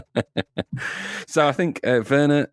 It's certainly crap. Certainly crazy, but I don't know if it's really in the top list. And then that leaves the triple treat of Jumpin' Jimmy, Transatlantic Balloon Challenge and Explorer. So each one of them is, but Jumpin' Jimmy is a special kind of crazy. It is. It is. But however, it is a platform game, and there is a kind of a game to it. There is. And I would be hard pressed to come up with a crazier concept than bigging up Richard Branson's attempt to cross the Atlantic by defending them with laser-eyed eagles from biplanes dropping custard on them. Yeah, and also then, of course, there's just kids floating off in balloons that you Yeah. Yeah. And It's also stupid. and making it split screen where it's not quite sure if it's co-op or not. And Yeah, makes no sense. and And how- it's a stupid idea to begin with, wasn't it? Let's promote our airline with a balloon. I mean, just Yeah. do it with you're an aeroplane, surely. Seems a far more logical choice. If you're going to promote your new airline, use airplanes, because look how that's... slowly we can go across the Atlantic. It takes us 24 days. Well, the funniest thing of all is that in that first attempt, one of the guys jumped out the thing and stripped off naked and jumped out, didn't he? Yeah, in the Irish Sea. Yeah, and then Branson just crashed it. He's like, I don't know what I'm doing. See ya. This ain't going to end well. It So I didn't think, end well. Luckily, I they think, found yes. him, but And of unlike all the like things- Explorer. And out of all of the things you could have made a game of with a balloon race, you didn't have to introduce science fiction in that way. Now, I'm an admirer of it, but I think you're right. Everything about Transatlantic Balloon Challenge, from the idea of it and the idea of the actual Transatlantic Balloon Challenge, which was stupid, Yep. all the way through to this game, which they took a stupid idea and made it even stupider. How can we make a game out of this? It's a balloon race. It's not very exciting. I don't know. Laser firing eagles. Oh, that'll do. Yeah, whack them in. All right. And Well, at some what point, somebody point? should have gone, yeah. Did you encounter any of these things on your travels, Mr. Branson? Did you? No, we didn't. It was pretty dull. No. On the top of your massive, 21-story high balloon, did you install eagle chargers? And if not, you may want to think about it, because I'll tell you that you're going to need that. Yeah, because it wasn't even two balloons going across at the same time anyway. It wasn't a race. So they changed it wasn't. into a race with the nondescript blue balloon. Yes. They'd obviously been watching that Milky Bar advert. The red balloon and the blue balloon had a race, whatever. But Yeah. but it beggars belief, that game. I remember playing it and going, what the hell is this? So Yeah. Jumping Jimmy is its own kind of crazy, but I also think as well, I don't know if Jumping Jimmy is another one a bit of lost in translation with some of the language in it. Yeah, I think so. because there's probably stuff because it must mean something in some Australia or something. Because I know gravy is not what we think of as gravy. I know that like in America it's not. It's probably It's the like- same in Australia. I It's think. like, maybe gravy points, just kind of a way of saying, you got to earn your stripes or whatever. I don't know. Yeah. Anyway, so I'd say, Transatlantic Balloon Challenge. I mean, Explorer it's crazy, but it's impossible, and that's different to crazy. No, it is stupid and crazy to say, right, I'm going to hide something over 40 billion locations. That is someone just sat bonkers. there and thought, and don't forget they did it on Spectrum. So in 48K, I'm going to do 40 billion location. And they all look identical, remember. It's 40 billion locations look the same. So it might just be one location, just shown 40 billion times. We don't know. We don't know. It's like looking at one of those magic eye pictures for hours. How long would it take you to explore? You couldn't explore No. Explorer. So the actual No. title's a misnomer because you can't explore all of it. No. So I think in that list, Jumping Jimmy maybe goes to the third place. I think Transatlantic goes to the top, and then you've got Explorer goes happily as number 2 in that middle, because it is a crazy idea to try and find something in that kind of parameter. Yeah. But Transatlantic Balloon Challenge has a special place, doesn't it? It really does. Yes, it's Everything about it is stupid, from its original concept thought to and what they before that, added. to the actual thing they did to try and fly a balloon like that. to the way it ended with him just bailing out and leaving him in. See ya, bye. Splash. It all You're went in the middle wrong, of the didn't Irish it? Sea. Where do you think you're gonna go? Your best place Yeah. to stay is in the balloon. Yeah. He's probably thinking, I'll save ballast. If I jump out, that's one place. You'll go up. Maybe he was thinking he was doing his classic oats thing for Antarctic. So it's got the Antarctic. Yeah, I may be some time, Richard. I'm going to bail out, and hopefully you can make it. I don't Just know what mad I'm that he doing. He just dived out of the balloon. It's like, right, see ya. In the middle Oh. of the Irish Sea at night. Yeah, okay. And ironically, he was the only one that could fly the balloon. So I'm thinking maybe the best plan there would have been for Richard Branson to jump out, because he could just crash the balloon. It's like, don't leave me here. Oh, And true. And late. he would have been easy to find in the sea due to the fact that his teeth are incredibly white and would have That's acted it. as some kind of beacon. that's it. They're actually sonar. They can emit a sonic pulse. Yeah, no, I think that's a good list. So I think I'd agree with that. All right, yeah. Transatlantic Balloon Challenge. Nuts. Absolutely nuts. So, Graham, would you like to announce the winner of our 1987 Craziest Concept? The award for craziest game concept goes to Transatlantic Balloon Challenge. Nuts. crazy. I can't boo or cheer. You guys, you crazy. You crazy. Yeah, absolutely. Coming at number 2 was Explorer, if you can find it. Jumping Jimmy, We Don't Understand, is number 3, with special mentions to both Werner and Election, which was stupid but boring. There you go. All right. Okay, so let's move on to our next one. Got one more before we go for another break.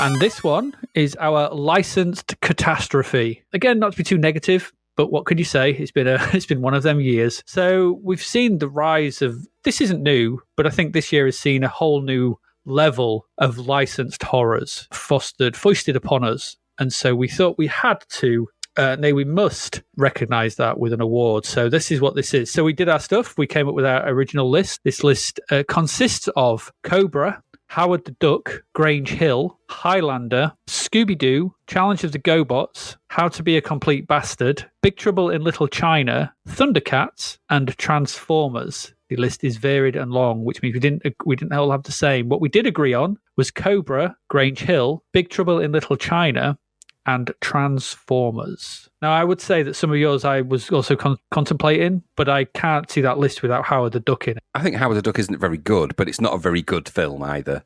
True, I suppose. So we're going on like bad, how you've taken something that was decent and made it into something dog egg.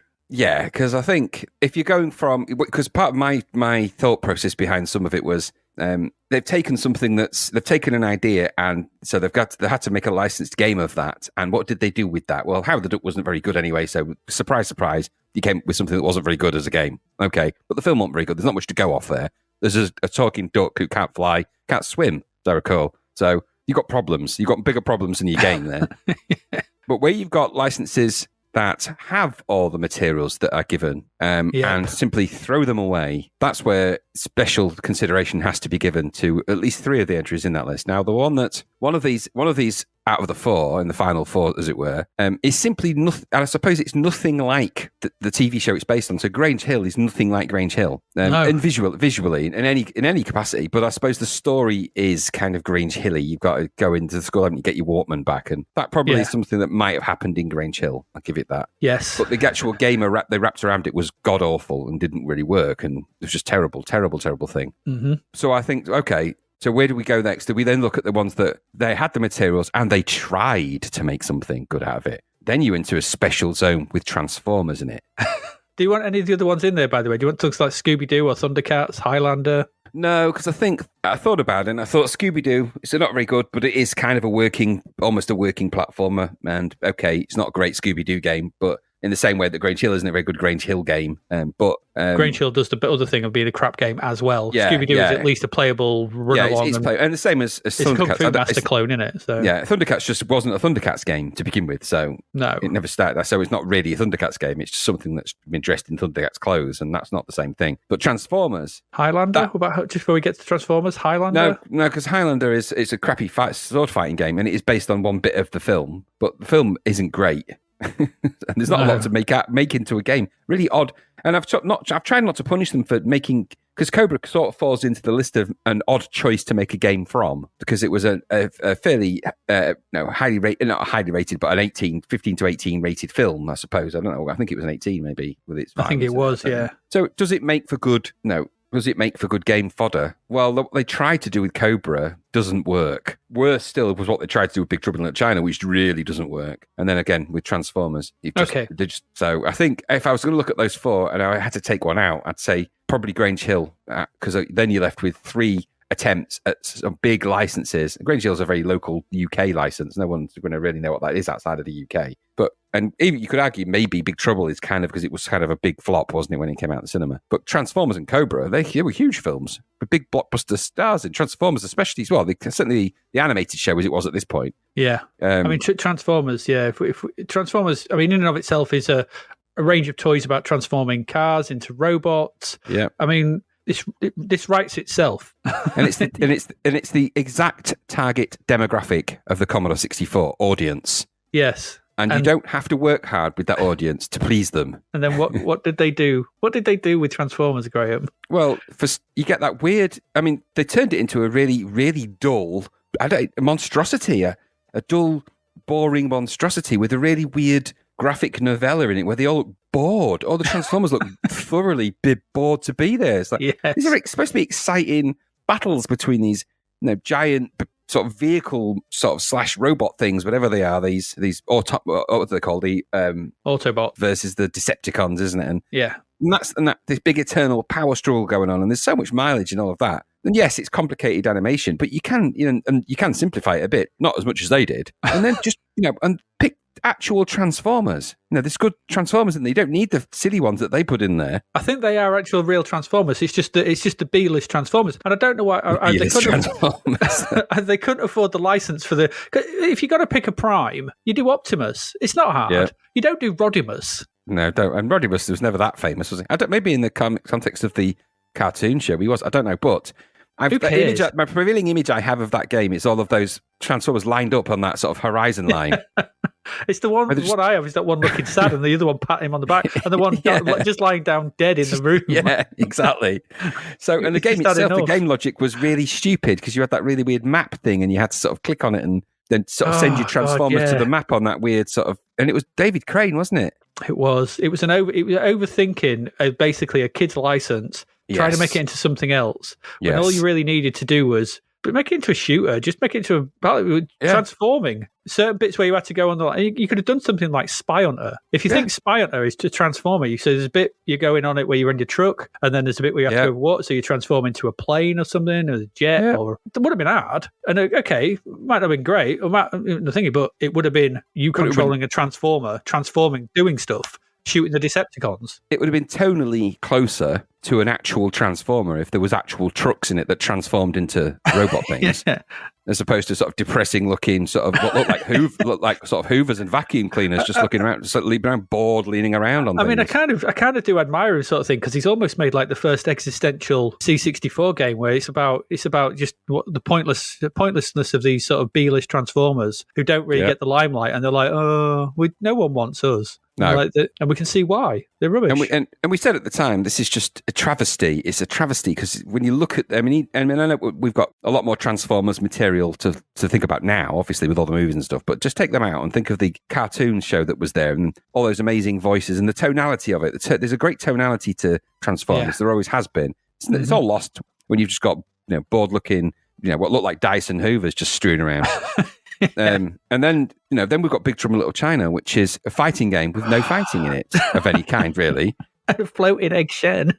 And just floating characters and this kind of triple selection screen that makes absolutely no difference to game. It doesn't make any sense, and it's certainly not a Big Trouble in Little China game. It's clearly something that started out as something else. And you wield a dildo. Yes, it's just rubbish. And then on top of that, you've got Cobra. Cobra was bugged, remember. Cobra had bugs in it, so I was followed around by a pair of legs in that game for ages. Yeah. They all flash before they die, don't they, the people in it, for some reason that nobody can explain. Yeah, and your health is a burger. And the game is impossible, really. It's impossibly hard. And they did it deliberately. It's trying to follow a kind of Green Beret logic for no reason. It doesn't have to follow that logic because Cobra has nothing to do with Green Beret. Yeah, I think it's more. I think when I think back, it's more thingy, isn't it? It's more Contra Grisor. It is, yeah. And you've got to escort that woman around, don't you? And it's just terminally stupid and never actually does what you want them to do. And so, no. Yeah, programming, friendly AI on the C64 is probably not the best of things to try and do at the time. I don't know what, but... So out of those three, I think because it's such a heavyweight disaster, Transformers is probably my number one out of that, because that's the one that offended me the most because of what it should have been. Really? I thought Big Trouble would have offended you more. It's bad, but I also think that it's just a crap game. And it's not. And Transformers is an attempt at trying to make a good game, and that's what's bad about it, because it's a crap good game as opposed to a crap game. What? Say that again. So my thing is, when they were making Big Trouble in Little China, they knew it was going to be crap. I think when they were making Transformers, they thought it was a good thing. They thought that was good. Oh, right. Okay. Yeah. That's what you're saying. And I think so, and because they, and it's got a good game designer behind. David Crane is he's a good designer in many ways. So something went horribly wrong, and I'm guessing timings and all sorts of factors. I don't know the nuances of trying to work on a Transformers license at that time. I imagine you're getting a lot of pressure from the toy manufacturers and things to say they don't look anything like our toys, mate. What are you doing? Yeah, why ain't it transforming? And where's the action? Well, it's on this screen. Well, what's on this screen? Why am I shooting things on an oil rig? Why can't I be chasing somebody down in the desert? Just make the opening sequence of Transformers. It's more exciting than that game. Yeah. Big Trouble in Little China is a really weird license to choose. anyway. I mean, it's Well, I also think this- nothing to do with Big Trouble in Little China, other than it's got the name. I mean, No, I there's think literally nothing we about said it. this in the review. I think what happened with Big Trouble is that it was, any film at the time that was looking like it was going to be a big hit was getting picked up, wasn't it?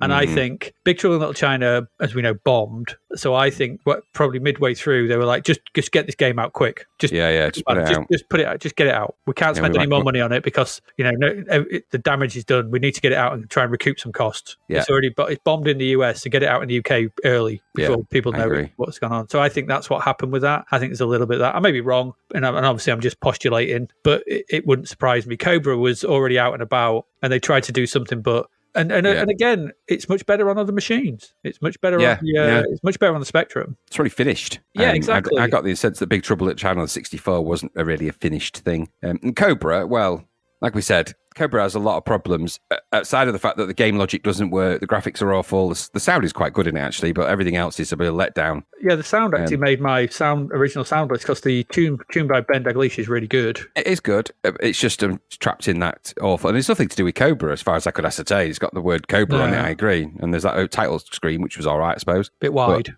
But it's just opposite of Indiana. Fat Cobra. It was just, unfortunately, a really terrible game. It's just things you couldn't avoid in there. The bomb pram things were really annoying. Just the fact that it started off where you had to jump immediately, otherwise you were dead. Yeah, it's just stupid. So I think Transformers definitely for me is at the top of that list because it's just offensive to I mean, I'm not a big fan of Transformers. I feel the pain for people who are. I love Big Trouble in Little China, the movie, but that's so far removed from whatever that turd is that they try to make. It's far enough away from it to be in at number 2. And Cobra, again, out of the 3, it's the least shit, but that's not saying much in that license list of catastrophe, is it? Yeah, and we didn't even mention someone like Judge Dredd or anything. No, and again, that whole list we've just picked the 3 out there that we think, but there's tons in that list. There's tons, and it's so many bad licenses. And there'll be more to come. There will, I'm sure, it'll be a nightmare next year as well. But yeah, there we go. Transformers. I think Transformers is a worthy number 1 because it is so. It tries to do something that it just doesn't need to be trying to do. Yeah. And then what it does try to do, it fails at miserably. Yeah. And all that loading and all that stuff that was unnecessary. Yeah. And the thing that I do like about Transformers though is that I felt the pain of those robots. Yeah, within it, they were depicted, patting them on the shoulder, falling down dead in rooms. Yeah. It's pretty much my experience of playing that game. That's it, exactly. So on that one, yeah, I think Transformers is a worthy number 1 in the licensed catastrophe. So would you like to announce that, Graham, our licensed catastrophe winner for this year? The award for licensed game catastrophe goes to Transformers. Yay, boo, yay, boo. I feel kind of lots of ennui. Yeah, I feel like in that, it's the one thing you don't want to happen with a licensed game, isn't it? The one thing you don't ever want to happen is you put people off the license. Yes, yeah, and that's exactly. What that makes you not want to ever look at another Transformer again because they all look depressed and miserable. I don't want to do that. They really do. It's Depressimus Prime. Depressimus. Oh, don't bother with those Decepticons. Morbid Prime. Yeah. The Depressicons. Decepticons, just Schmepticons. Who cares anyway? Yeah, the Depressicon.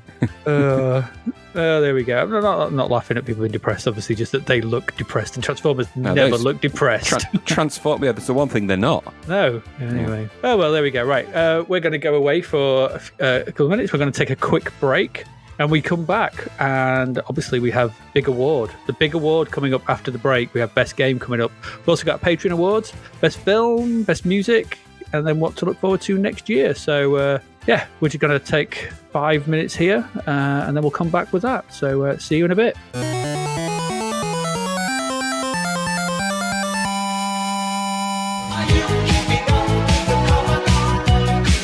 The novel Escape from the Commodore 64 by David Hearn is out now. Crash landing on a green planet full of vector graphics, can Sarah find a way to escape for real? Or is she stranded on a planet full of sun, sea, and chippy tea forever? Imagine finding yourself in a cinematic karate game, having to rescue a princess, or remain stuck under the run-stop key forever. What about finding yourself on a space freighter full of robots? Could you clear the decks? If you were transported back to a Wild West town, having to round up outlaws, could you survive until sunset? What if you were a wizard with a cat who must colour worlds? Could you beat the game, or would a virtual guitar solo announce your demise? Sarah might just be another visitor, but she doesn't want to stay a while, never mind forever. Available from Amazon and all good online retailers, discover if there's a way out in Escape from the Commodore 64. Visit davidhearnwriter.com to find out more.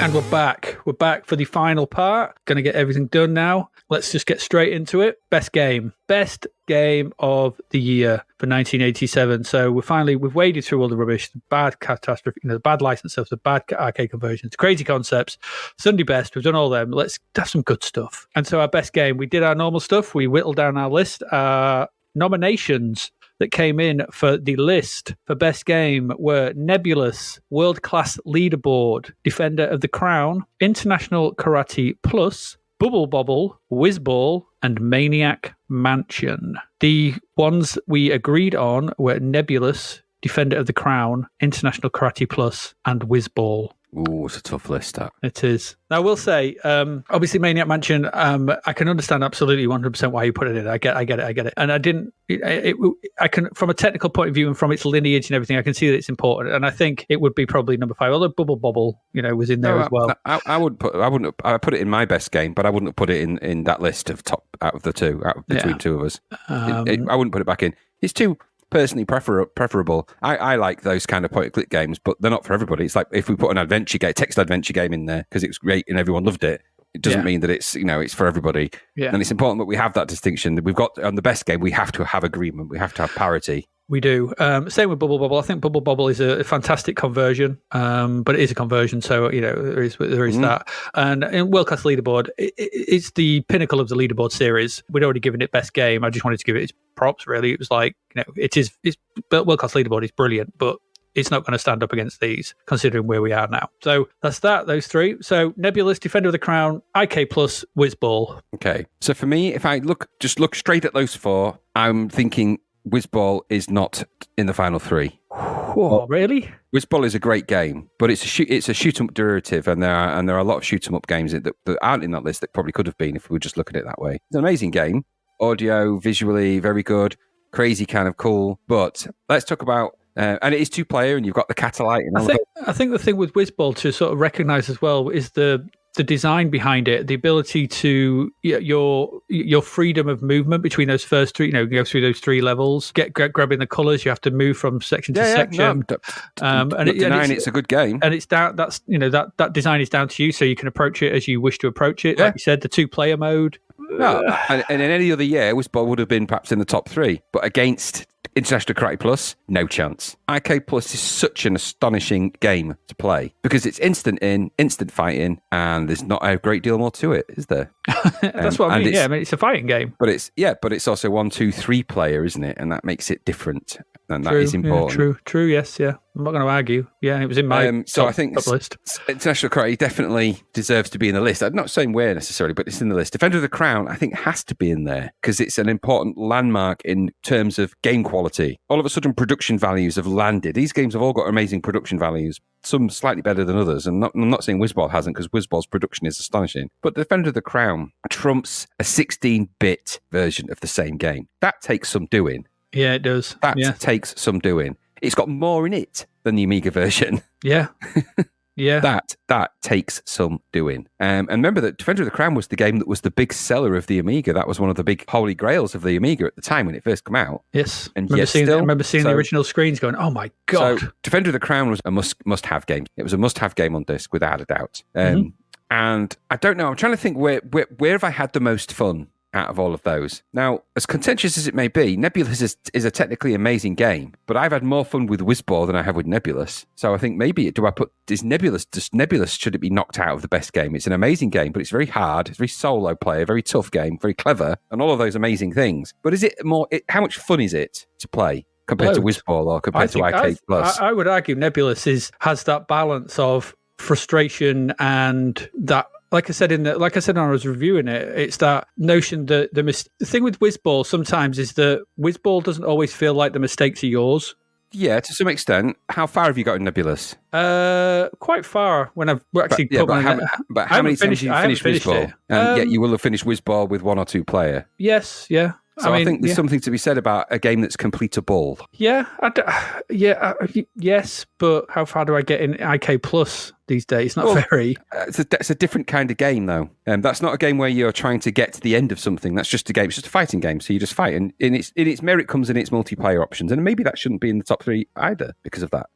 But I'm just thinking. I mean, not to play devil's advocate, but let's not be fooled by the over technical ability of Nebulous to impress us. And the game itself is beautifully designed, but it's incredibly hard and it's quite punishing. Defender of the Crown is achievable and it's visually compelling and it tells a really nice story and it's got a sort of a nice beginning, middle, cinematic quality to it, and that's very important. International Karate, maybe it's just a one-trick pony, but it's an incredible trick. But I suppose once you've got past that trick, what else is there?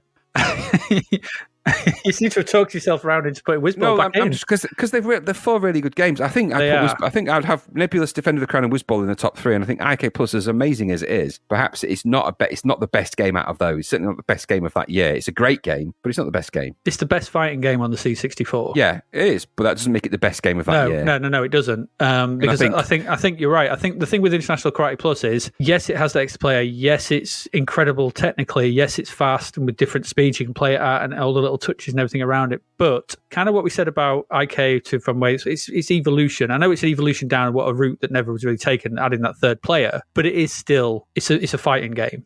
It's a 16 direction fighting game. Yeah, it is, and I think it's an amazing game, but it's not the best game. No. I think my 3 of those to be in the top 3 for best game, and I think because of the variety that they offer and the challenge that they offer in amongst themselves of like getting you to do different things. And I know Nebulous is kind of a one trick that you've got to climb the tower, but there's different elements to it. It would be Nebulous, Defender of the Crown, and Whizball. That would be my top 3. Not in that particularly that order. No, I'm not saying that's the order. But I think I'd take International Karate out because it's the best fighting game, but it's not the best game out of those 4. And so you're left with a very difficult choice here because Nebulous is stunning looking in every way that it could be, and it is, but it is punishingly hard. I got to Tower 3, but with 3 lives, I was no chance I was going to get past the other 5 towers, never in a million years. Mm-hmm. And it was just so hard. Yeah. And that wasn't down to the fact I was dying I was running out of time. That's why it was mainly killing me. I think Whizball, from a technical game point of view, is a really clever, playable mix of shoot 'em up, collect 'em up, and sort of it's a mishmash of different ideas that Shout iterated. It's been iterated upon, that idea.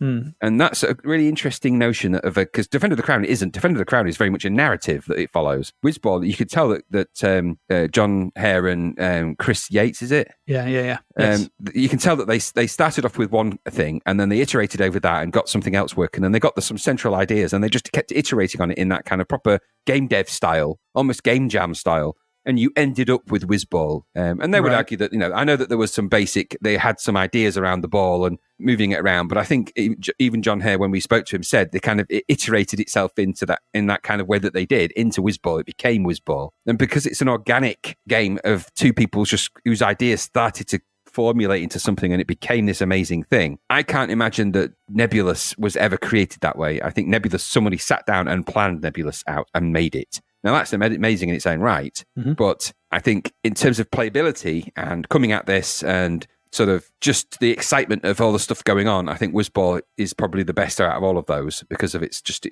so visually interesting and it's overall interesting and there's lots of going on. Nebulous is a very strong contender for best game design. It probably would win best game design. But the game is too hard, a little bit too punishing. If they'd have just had a practice level or just an ability to practice things, or you could practice any level, any of the towers in any order or something like that, those little tiny differences would have made it a bit more approachable. But without that, you are going to be playing the first 4 levels of Nebulous over and over and over again. And I think that's a problem. I'm not saying it's that knocks it off the top, but it's a problem. Defender of the Crown sits in an interesting world of its own. There's nothing quite like Defender of the Crown at this time. Nothing else really comes. None of those games are anything like it. You've got a shoot 'em up. You've got a platform puzzler. And then there's Defender of the Crown, which is some kind of interactive narrative experience. Totally different to any of those. And I think so it depends on how you then categorize game. Now, for me, I'm going to throw into this all the parameters that you have to have in there to really make it a really good game. So one of those key things for me is the ability to have one or two player, and only one of those games has that. Okay. So I think from a playability, from a 2-player, 1-player, the cleverness of the controls in Whizball to be able to control even in 1 player and still have a good experience, but also have the 2-player option if you want and do all of that stuff. I think I would place Whizball at the top, potentially, and I would say Nebulous would come a very close second. And I think because it exists, it's just telling a narrative story with different visual images, and that is clever. I think Defender of the Crown would probably be third. And I also sat there looking at this list thinking, should Defender of the Crown even be in that list? I'm just starting to think. I'm starting to think, should it be in that list? Are there not? Is the World Class Leaderboard not a better game than Defender of the Crown? Defender of the Crown is an amazing experience, but World Class Leaderboard is a better game. And this is Best Game Award, not Best Game Movie Award or Best Narrative Story Award or whatever like that. This is about game. And I played Defender of the Crown a lot and I got a lot of fun out of that. But once you've done it and you know the way to do it, you can do that way every time. It's not that hard. But there's a lot of game in World Class Leaderboard. I don't know. I'm just sort of thinking out loud. Because you could argue the same for International Karate if you're going to put that back in and say, well, if it's about multiplayer and all of those things and action and all of that, well, that's got that too. I don't know. Bubble Bobble's a great 2-player game. Yes, yeah, absolutely. So I'm just thinking, I know we both agreed on Defender of the Crown as best game. I don't know. Is it the best game, though? See, I was erring towards it as the winner because I think that Defender of the Crown, and I agree with everything you said, and I'm not going to disagree. It's not a case of disagreeing with those things, but I think the thing with Defender of the Crown is that Defender of the Crown is one of those games that is starting to, and maybe because it's come from the Amiga, so it's come from something that's a bit more powerful. But it's starting to do something a bit different with, and not just telling a narrative. We've had stories with narratives and things like that, lots of adventure games, things like that. But it's starting to do something a little more interesting with character development. It's starting to do something a bit more interesting with the way that the game is presented and how you approach it. I know there's a lot of strategy games that do this as well, but this is starting to pull everything into it. So it's pulling those arcade elements with the sword fighting, the little interstitial sort of moments where you'd have to do something like the catapult sequence, the jousting. So it pulls in those moments, also wrapping that up in those great visuals. It also wraps that up in a tale that we know it's based on Ivanhoe. We get that, So it's based on this historical story, but it manages to pull all that together and still work to this day. And I know they all work and we enjoy them all, but I think that there's something about Defender of the Crown that is almost, and I know it came a year before, and I'm trying to put my finger on it, but it's almost like a foreshadow of the way games were going to go. Maybe. Whereas I think that Nebulous, Whizball, and IK Plus is interesting, but Nebulous and Whizball are very much games of the time. And I get that, and they're brilliant examples of games of that sort of 2D element. They're doing clever things, they're doing lots of that, and they're kind of refining those things that have gone before. So it's a platformer, it's a shooter, and that's what they are. If we boil them down to what they are, that's what they are. They're shooter, collect them up, platformer. The technical stuff around them is clever, don't get me wrong. I think Defender of the Crown is pushing games in a different direction and doing it.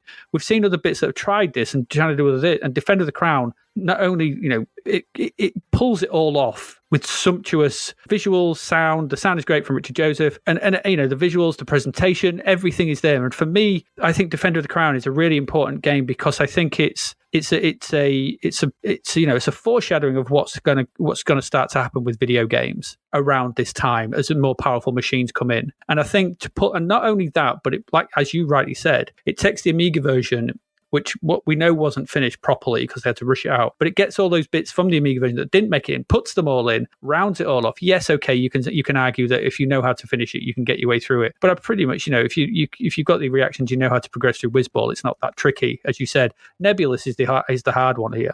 Defender of the Crown is not that tricky, but it's also not obvious. I mean, I didn't make it through on this playthrough because I don't know the way through it. So I had many, many games of it. Got quite far, didn't get quite far, did get quite far. And I enjoyed every single one of them. And the ebbs and flows of that kind of risk-like, board game-esque, video game-esque, narrative game-esque, story game, presentation, movie thing, all wrapped together in that one cohesive ball is why I would put this at the top. But I fundamentally disagree on everything you've said.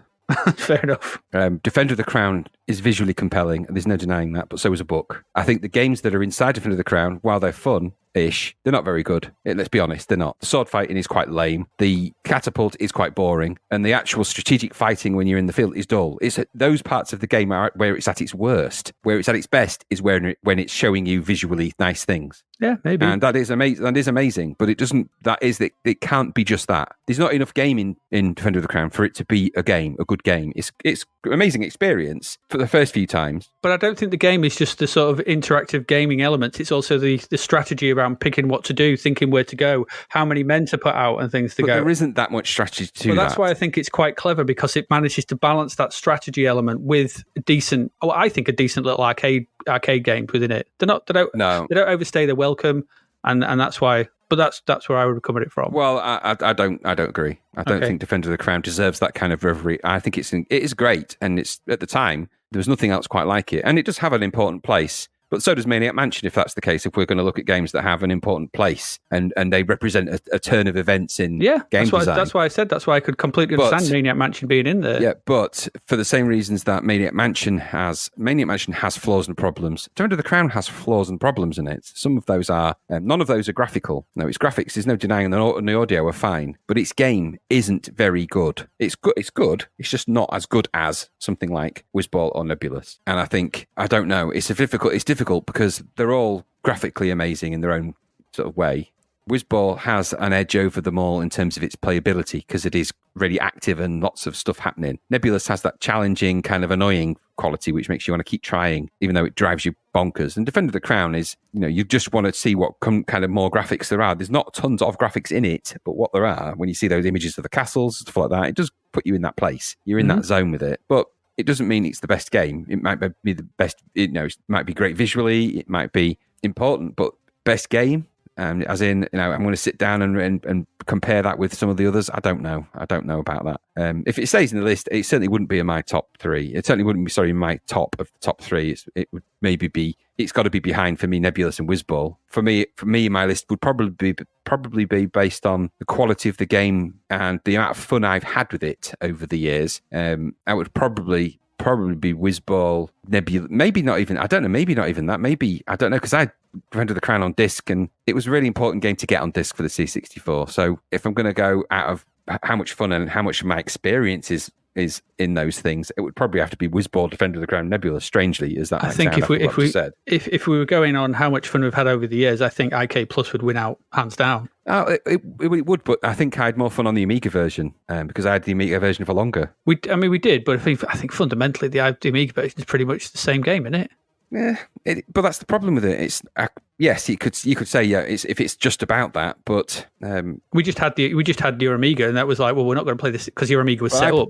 I played the living crap out of Whizball. I mean, I hammered that game, and I had that on tape long before I had a disc drive. I still went back to it, even when I had a disc drive. I still eventually, when I got a copy on disc, obviously, but I still loaded it off tape, even when I had a disc drive to play that. Nebulous, I didn't get till quite a bit later on, and there's no denying Nebulous is an astonishing thing because it is just amazing. And I'm hard pressed to sort of say, because I just don't know if it's the best. I suppose we're looking at the best game of that year, actually, thinking about it, and I keep sort of slipping in and out of best game of all time in my mind, I think. And out of the best game of 1987, Nebulous is probably maybe the best of that year out of that list. Whizball, a very close second, maybe. Defender of the Crown, I perhaps wouldn't have actually had it in the three, but if I had to, I'd put it at the third. I mean, I'm quite happy to go. Okay. I mean, I get your arguments against Defender of the Crown. I do. I understand them. And that's probably so. I think what I'll do is I'll put. It's not that. I love Defender of the Crown. I really do. But I understand your arguments against it. And I can see why you would put the others above it. And I get that. So kind of like what we said about when we looked at leaderboard the other year and things.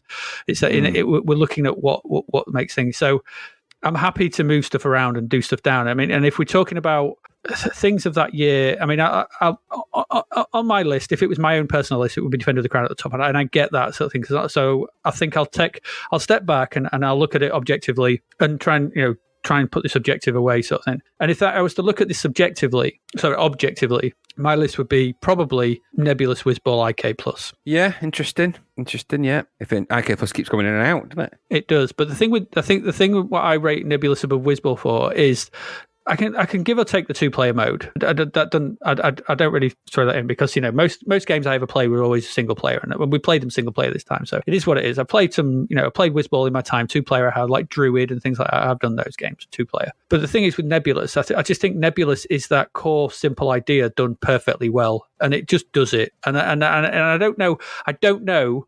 I mean, you probably could if you sat down and thought about it, but off the top of my head, I'm not quite sure what you do to improve Nebulous, apart from make it maybe a bit more approachable. Practice modes and tower selection. But yeah, so those kind of things you would put in, but the actual core gameplay loop, there are things with Whizball that I think you could, with a bit of thought. And I know the C64 is probably the best version of it still, but I just think Nebulous is just such a pure core idea that there's nothing else like it. No, I was thinking about it, actually, you're right. And then it suddenly occurred to me that Captain Toad's Adventure is kind of a Nebulous variant, isn't it? Yeah, absolutely. Thinking about it, yes. Yeah. Oh, in which case, then Nebulous wins. Yeah, I was just thinking because we've said, there's nothing quite like Nebulous, and I thought actually there is, and that really works. Yes, and some of the 3D Mario games are a bit Nebulous-y, are they not? When you're going up towers and trees and towers and things in those games. And when you're going around like the planets in Super Mario Odyssey, not Odyssey, Galaxy and stuff. So I think there is some legacy perhaps of that. I'm not saying it's necessarily related, but I just think that, yes, I think if we're going to go for best game of this year, and out of those, then I would agree Nebulous definitely is the best game. Whizball, I think, is probably a good second game in that list. And then the third one, well, International Karate might be in there. Bubble Bobble could maybe come out every time. I'm not a huge fan of Bubble Bobble, but I don't know. But I think maybe IK Plus, if we're going about how much time spent, if that's going to be factored in, and how much fun and how much and what was the wow factor. I mean, Defender of the Crown does have a wow factor, don't get me wrong, but International Karate blew my mind when it loaded up and it had 3 players. It just took my breath away. I didn't think that was possible. Yeah. So And World Class Leaderboard is just, it's a expansion of Leaderboard. It is Leaderboard with trees. Yeah. So I think you're right. I think Nebulous, Whizball, International Karate Plus, IK Plus is a good triple for the best game of 1987. And if we were going to do a list at some point of the best games of all time, then Defender of the Crown would be definitely in that list. I think so, yeah. And it's like Maniac Man. They all would be, all 7. I mean, we're talking here 7. We're splitting hairs. And although we might sound down on one game going, but don't do this, do that. We have to sort of couch that in the terms we have to wrestle it. We think all these games are amazing. Yeah, absolutely. We do love all these games. No, so it's like picking the best ones out of the best, isn't it? It's like it's like looking at your child and going, who's the best one? Well, you've got that hair. So I think I love you all, but your hair's not as good as his, and so you suddenly start to sound really mean, but you're not. I owned all these games. I bought the original of all these games at one point or another, and so with it, and actually, Defender of the Crown, I bought a pirated version. Then I bought the original because the pirated version basically stopped functioning. Yeah, so I had it was a bit iffy about them, wasn't it? Yeah, well, it was pirated on it, and I remember buying it and thinking this is probably bad. So it's not like these are all. There was no purchasing behind these. There's no money spent. We've you and I have spent money on these things in the past. Yeah, absolutely. And I chose, like listeners of this podcast probably would have done, and like we all did. We chose what we bought very carefully, and now I had access to tons of games I didn't have to buy, but still I bought those, and it was a great relief when I loaded up my 64 Maxi for the first time and I saw Nebulous was on it. Put it that way, I thought this is one game I'm going to like. Yeah. Although I had World Games on that on it and all sorts of others. California Games on it, isn't it? It's got all of those on it, but I remember seeing that one thinking Nebulous, and it's such an easy go-to game and such a straight in game, like Whizball is. Yeah. Whizball does have that, like you say, you start off Whizball. Yeah, that's the thing we didn't speak about Whizball is that opening section. Yeah, you do start off less able. Bloody annoying. Yes, so there may be this, there may be that. Especially if you get trapped in between a thingy when you're bouncing around a bit, and it's quite hard to get. No, I think I agree. I think Whizball is better later. Nebulous is great from the off, and International Karate is also great from the off, but yeah. It's a bit more limited than the other two in terms of its gameplay. Yeah. I'll go on record as saying I think Defender of the Crown was my favourite that I played this year, just because I loved it. It was amazing. But I never had it back then because I didn't have a disc drive. But I can objectively look at these and go, I think actually Nebulous is just It's just a one-off. And I know it's come in late, and it's another one of those that's come in late in the last episode. Yeah, but gone, that's the way it is. I mean, is there any games that have outside of that? Because obviously, just before we decide on which order they go in, is there any that have genuinely come as a surprise to you at how good they were? Games that maybe you didn't come across so much, and then when we've played over this year, you've gone, actually, that surprised me at how good that was. I didn't think I'd like that. And it's better than I thought. Things that I don't know if there's Pirates was that for me. I think Pirates really surprised me. Yeah, Pirates was good. There's that Zigzag, but then again, if you're talking about ones that I kind of knew about but hadn't played, I think Pirates is probably the biggest one because I'd never actually had a play of it, but I was quite impressed with how expansive that was and how I'm surprised that's not actually in there really, but maybe it should have been. But I think games that I've liked that I didn't know anything about: Zigzag, Pi Squared. I think Hero and Park Patrol. Yeah. To some extent, budget-wise, we're going to have the battle of the budgets. They'd be winning, wouldn't they? Yeah, they would be. I mean, there was Kickstart 2 again, which I thoroughly enjoyed. But yeah, I think Park Patrol and I'd played Park Patrol and Hero, both of them before. But I think coming back to them now and seeing them for for £2, that's such astonishingly good value for money. And just how I looked at Park Patrol and I was like, this can't have been made in 1984. It's just too good. It's too good. It looks too good. The animation's lovely. Why ain't Power Patrol in our top game? But yeah, I think, I don't know, maybe those, because I was kind of slightly unaware of them how good they actually were. But there's 320 games. I can't remember. No, I'm the same. I think just the ones that stand out for me that made me think, wow, that was actually quite impressive was definitely Pirates for me out of all of them. Yeah. And it's just the one that I thought, and it would also win the award for the game that Zzap didn't know they had in their hands. Yes. Yeah, true. They didn't, did they? No, they didn't. But that's no disrespect to them. Sometimes you don't know what you've got till it's easy. Hindsight's wonderful, isn't it? But yeah, but it surprised me how good. I didn't think it would be, and I normally don't like those kind of games either. So it really did surprise me. And I've played it since. I've played it quite a few times. I quite enjoy it. So there you go. Just wondered what that would be. Anyway, so have we decided on a final three? I suppose is the. I think we have. Yeah, we just put these in order, and then tough old place that really. It was. Worthy list of amazing things. So I think that's right. Yeah, that's it. Crazy. There we go. So Graham, would you like to announce our best game for 1987? The award for the Zap to the Past Best Game of 1987 goes to Nebulous. Well done, Nebulous. Well done, Nebulous. Yeah, as we said, was it December that was in? It was December. Yeah, it was the one we said was finally we said a worthy gold medal. Yes. Well, it was. Completely forgetting Bubble Bobble, but hey ho. Yeah, and then I suppose any special mentions for things. I'd say special mention, not in this best game category, but just special mention overall for me. Pirates is a surprise hit. And then I think Shoot 'em Up Construction Kit deserves a big old flag wave because that's something very, very extraordinary. Yeah, absolutely. I mean, top end of stuff, just looking at it, I'm just looking at it now. I mean, there was the Bard's Tale was in there. I mean, you didn't like that as much. Around Power Patrol IK Plus. Red Lead, that was quite interesting. Yeah. It was not too bad. Trying to see if there's any other big ones at the top. I think Q-Dex was a bit of a disappointment. Yeah, Q-Dex wasn't as good as I remembered it to be. Zenji, I enjoyed Zenji. I'm just looking at the top end of stuff. Bangkok Nights was disappointing. Star Paws was okay. They Star Paws was the Roadrunner game that never was. Yeah, actually, They Stole a Million was in there as well, wasn't it? That was originally my top games for the year. Right. I think that was very clever. And I think Rebounder was one of the biggest disappointments. Yeah, that went all wrong, didn't it? Throw too much in and that's what happens. Yeah. There we go. Anyway, yeah, that's it. That's our best game. Wow. Nebulous. Well done, Nebulous. Well done. Well done. Yeah. I can't remember the guy's name who did it. Worthy runners up to Whizball and IK Plus, of course. Yeah, IK Plus and nominations and worthy mentions: Defender of the Crown, World Class Leaderboard, Bubble Bobble, and Maniac Mansion, along with loads of others. So there you go. That's our best game. Coming up next, we're going to hear from our Patreons. See what they thought. Let's see what they thought. See if they agree with us. They probably won't. They probably won't. Definitely won't. Yeah, they probably won't. And see what their best games and sounds and stuff were for the year and their other awards. Let's see what they've said.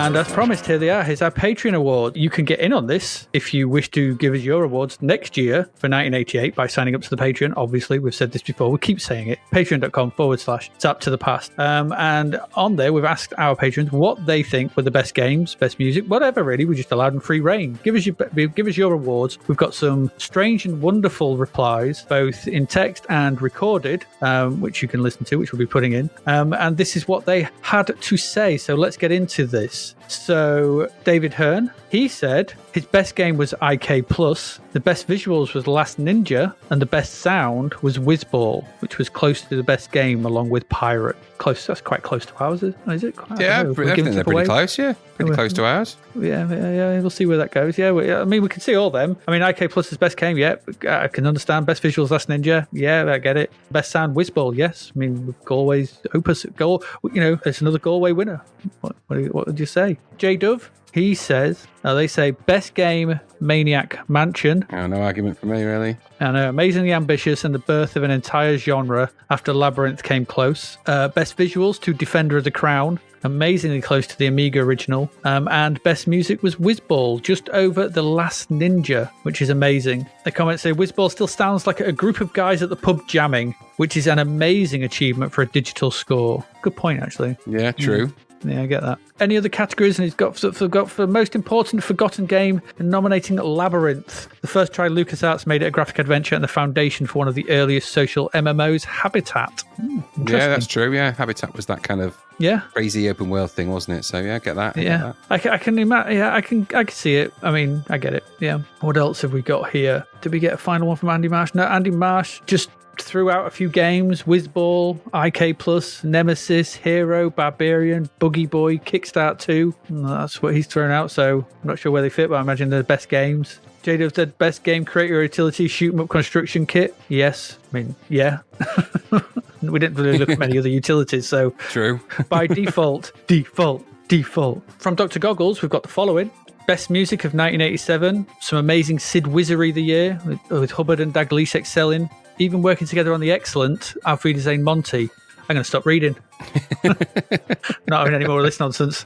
Yes, what's he talking about? It's gibberish. Crazy. Other Hubbard classics, Delta and IK+, Fred Gray's Mutants, Smart and Galway's Arkanoid and Whizball, Hade's Nebula. However, the creme de la ningery creme has to be Ben Dalglish and Anthony Lee's masterpiece of loading an in-game tunes which caused him and his friends' jaws to drop when they first heard it, and continues to be extremely listenable to this day with excellent modern versions still being recorded. Obviously, Knuckle Busters, well done. We agree with that.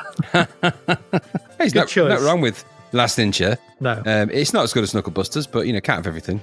No, you can't. Best graphics of 87, a good year for graphics. Defender of the Ground looked superb. IK graphics fantastic. And a soft spot for the scrolling shooter Synapse. However, once again, the detailed pixels of The Last Ninja are really hard to beat, with each level having a distinct look and feel, all of which look truly beautiful. Fair enough. Best rendered garden centres in a game award goes to Bangkok Nights. Yeah, that's more fruit stalls, isn't it? They're always fighting in the fruit stalls in Thailand. I don't know if you've ever been there. Not on broccoli. I know, every time I've been to Thailand, I've just been challenged to a fight by someone called Fisto in the market when I'm trying to buy some kumquats. Absolutely. It's very annoying. It's highly annoying. Yeah, especially with It's Fisto. highly irregular, Adrian. I don't know what to tell you. I told you to stop going. Worst games of 1987. Did he give us the best game? I don't think he gave us the best game. No, we've got worst, though. Out of the games played, Cobra was always trash, and it was used by my Speccy-owning friends as a way to bash the C64. The Specky version was much better. Other than that, Short Circuit, being truly awful. And although he only played it for the first time a few weeks ago, The Further Adventures of Alice in Videoland, which is one of the most horrible experiences ever had, and takes the Golden Dog Egg Award. Curiouser and curiouser. We probably should call it the Golden Dog Egg, really. I think we should, actually. Yeah, the Golden Dog Egg. That's actually a good title for that. Yeah, there we go. Thank you for that. Thank you for that, Niall. Thank you for that, Dr. G, Dr. Goggles. And finally, we have a drunken tirade from Buzzit, which is kind of amusing. That's brilliant. It is. At a series of awards, we have the I am an abhorrent stain on my arcade conversion, the winner being Jailbreak. Nobody picks me because I'm shit and I can't see a curveball, goes to Street Sports Baseball. Most dexterous, They Stole a Million. Why not Q-Dex? Yeah, why not Q-Dex? The mystery round, Why did Ian Botham and Graham Gooch both put out a Test cricket game in the same month? That's going back a few years, but money. And they didn't. Ian Botham's was an older game. Best series that got consecutively worse, Spy versus Spy. Yeah. Going to argue there. And finally, best joystick breaker, Daley Thompson. Yeah. Although I would argue that the Activision one is probably harder with that 1500 meter ending. Yeah. Yeah. It's a bloody nightmare. So. I don't really know what to say about all the music clips. So I'm just going to leave it there, I think. I think I think there's a good array of music clips. We liked them. We don't quite know what to make of it all. It was apparently it's just in a celebratory kind of mood, and I embrace that. I like that. Yeah, that's what our Patreon's all about, and our Discord's all about. If you're feeling in that kind of celebration mood about anything that's going on in the country at that time, feel free. We're always welcome for that kind of mayhem. So there you go. That's our patrons. They have said their voices, and that's that. So let's go away, and then we'll come back with our next award.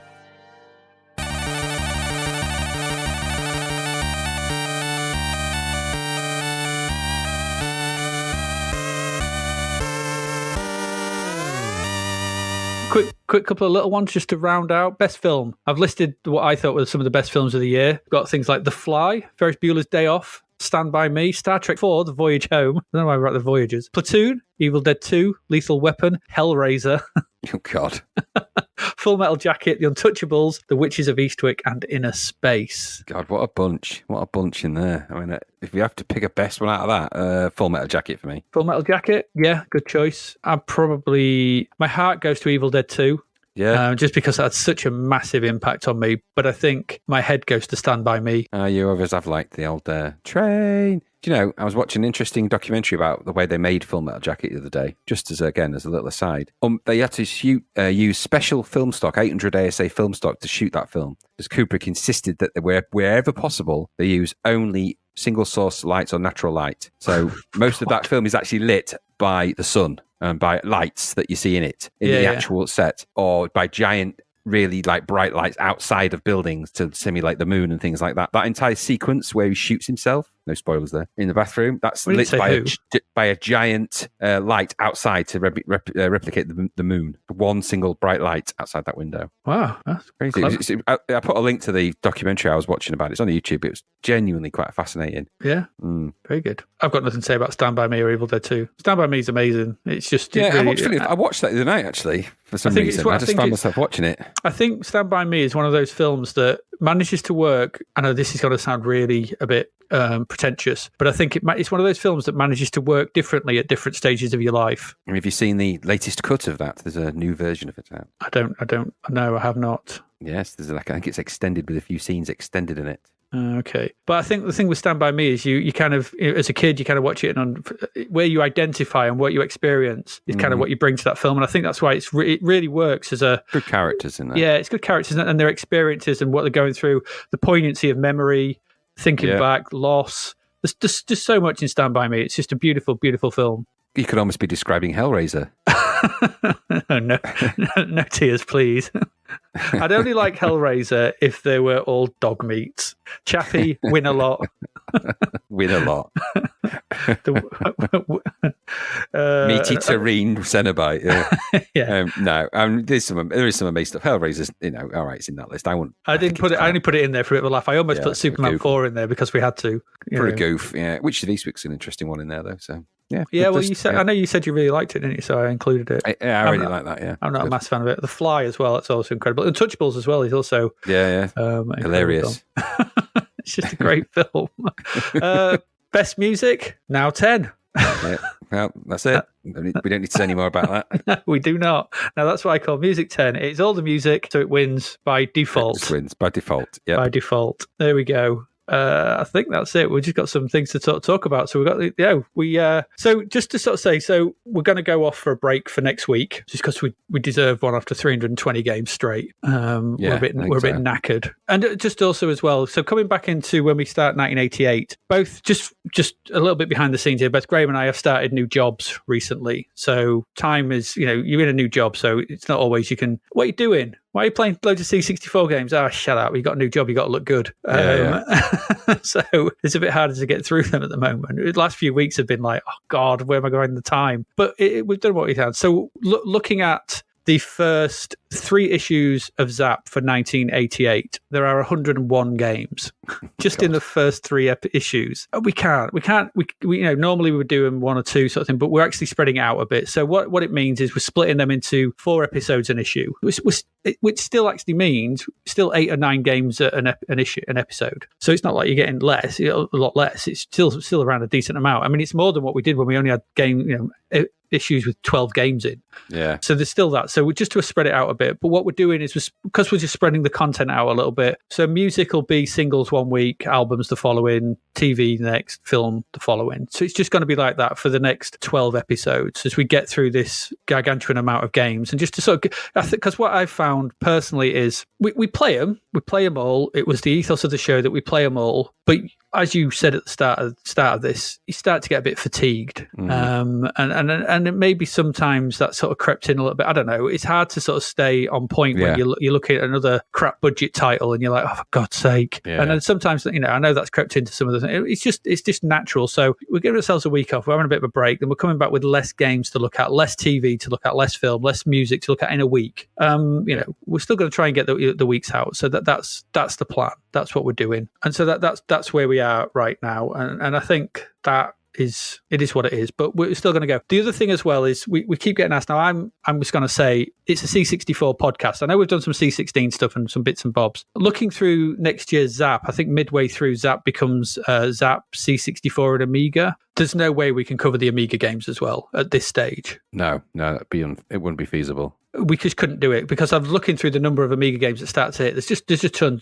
Issues would go on for months. We'd just be so we just couldn't do it. And they're bigger. Some of them are bigger involved games. Exactly. Yeah, it's not as simple as the C64 is an 8-bit machine. Most of the games, a lot of the games are simple shoot 'em ups. You can play them 10, 15 minutes. You don't. It is what it is. The Amiga games get a lot trickier. Do you play them on the 500, the 1200?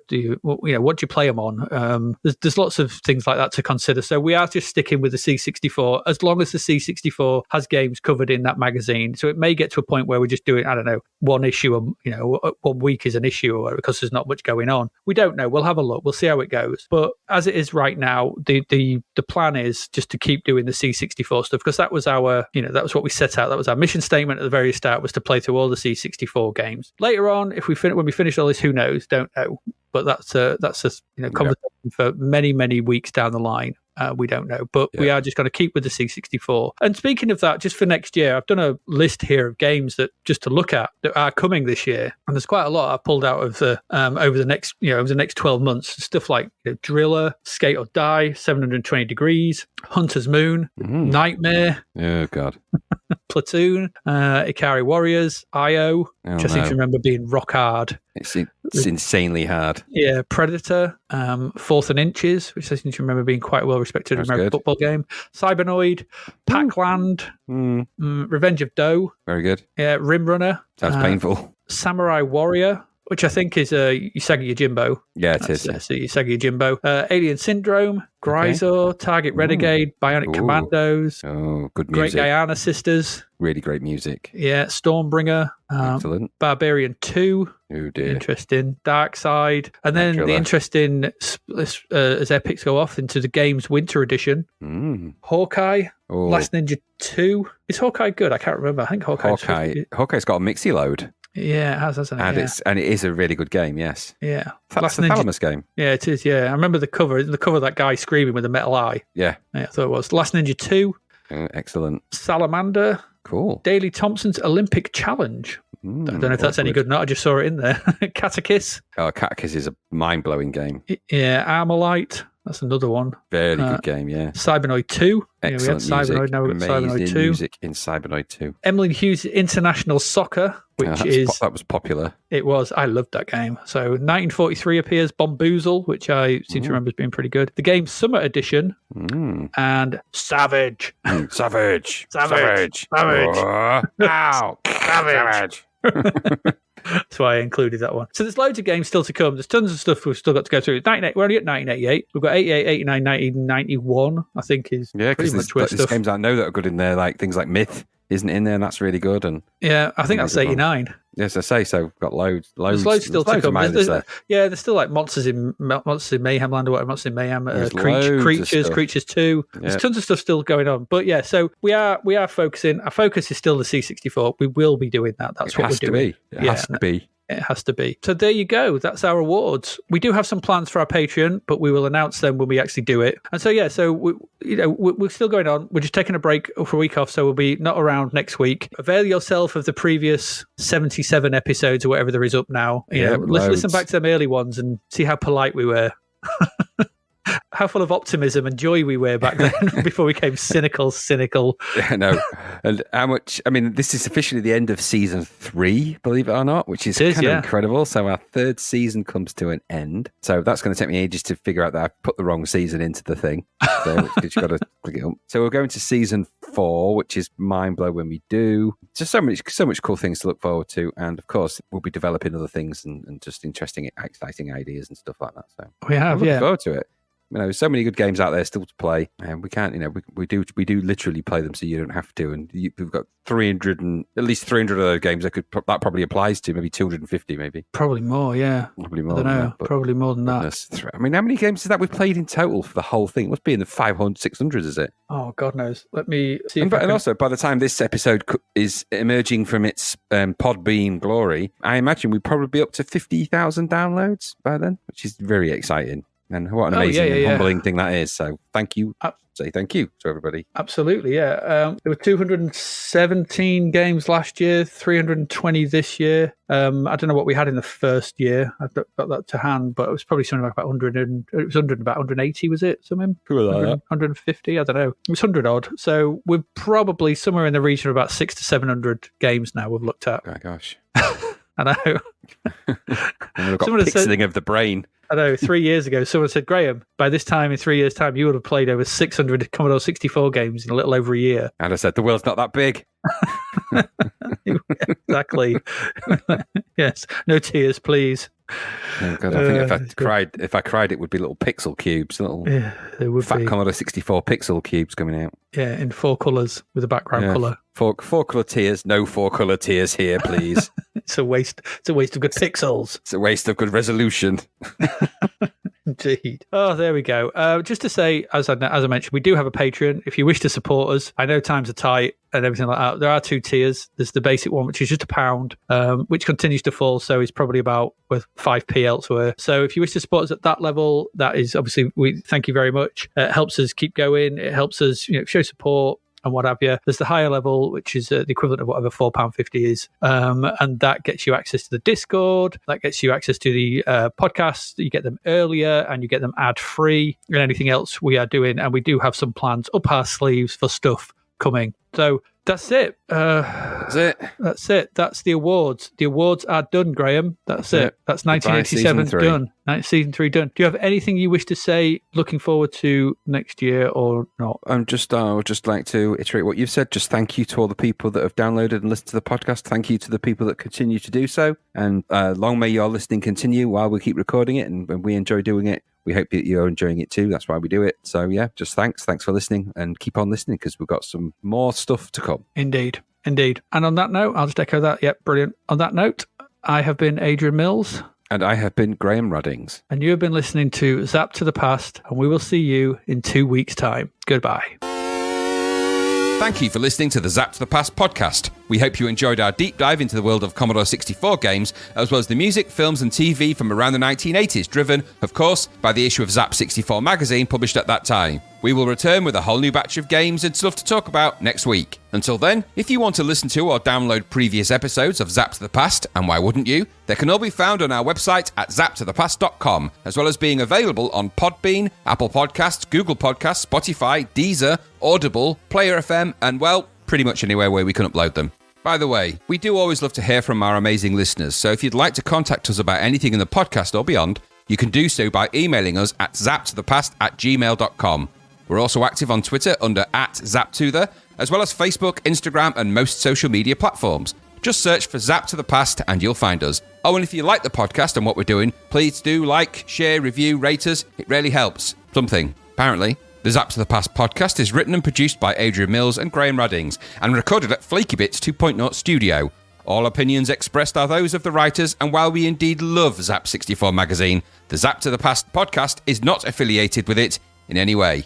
Stay safe, see you next time, and remember, we play these games so you don't have to.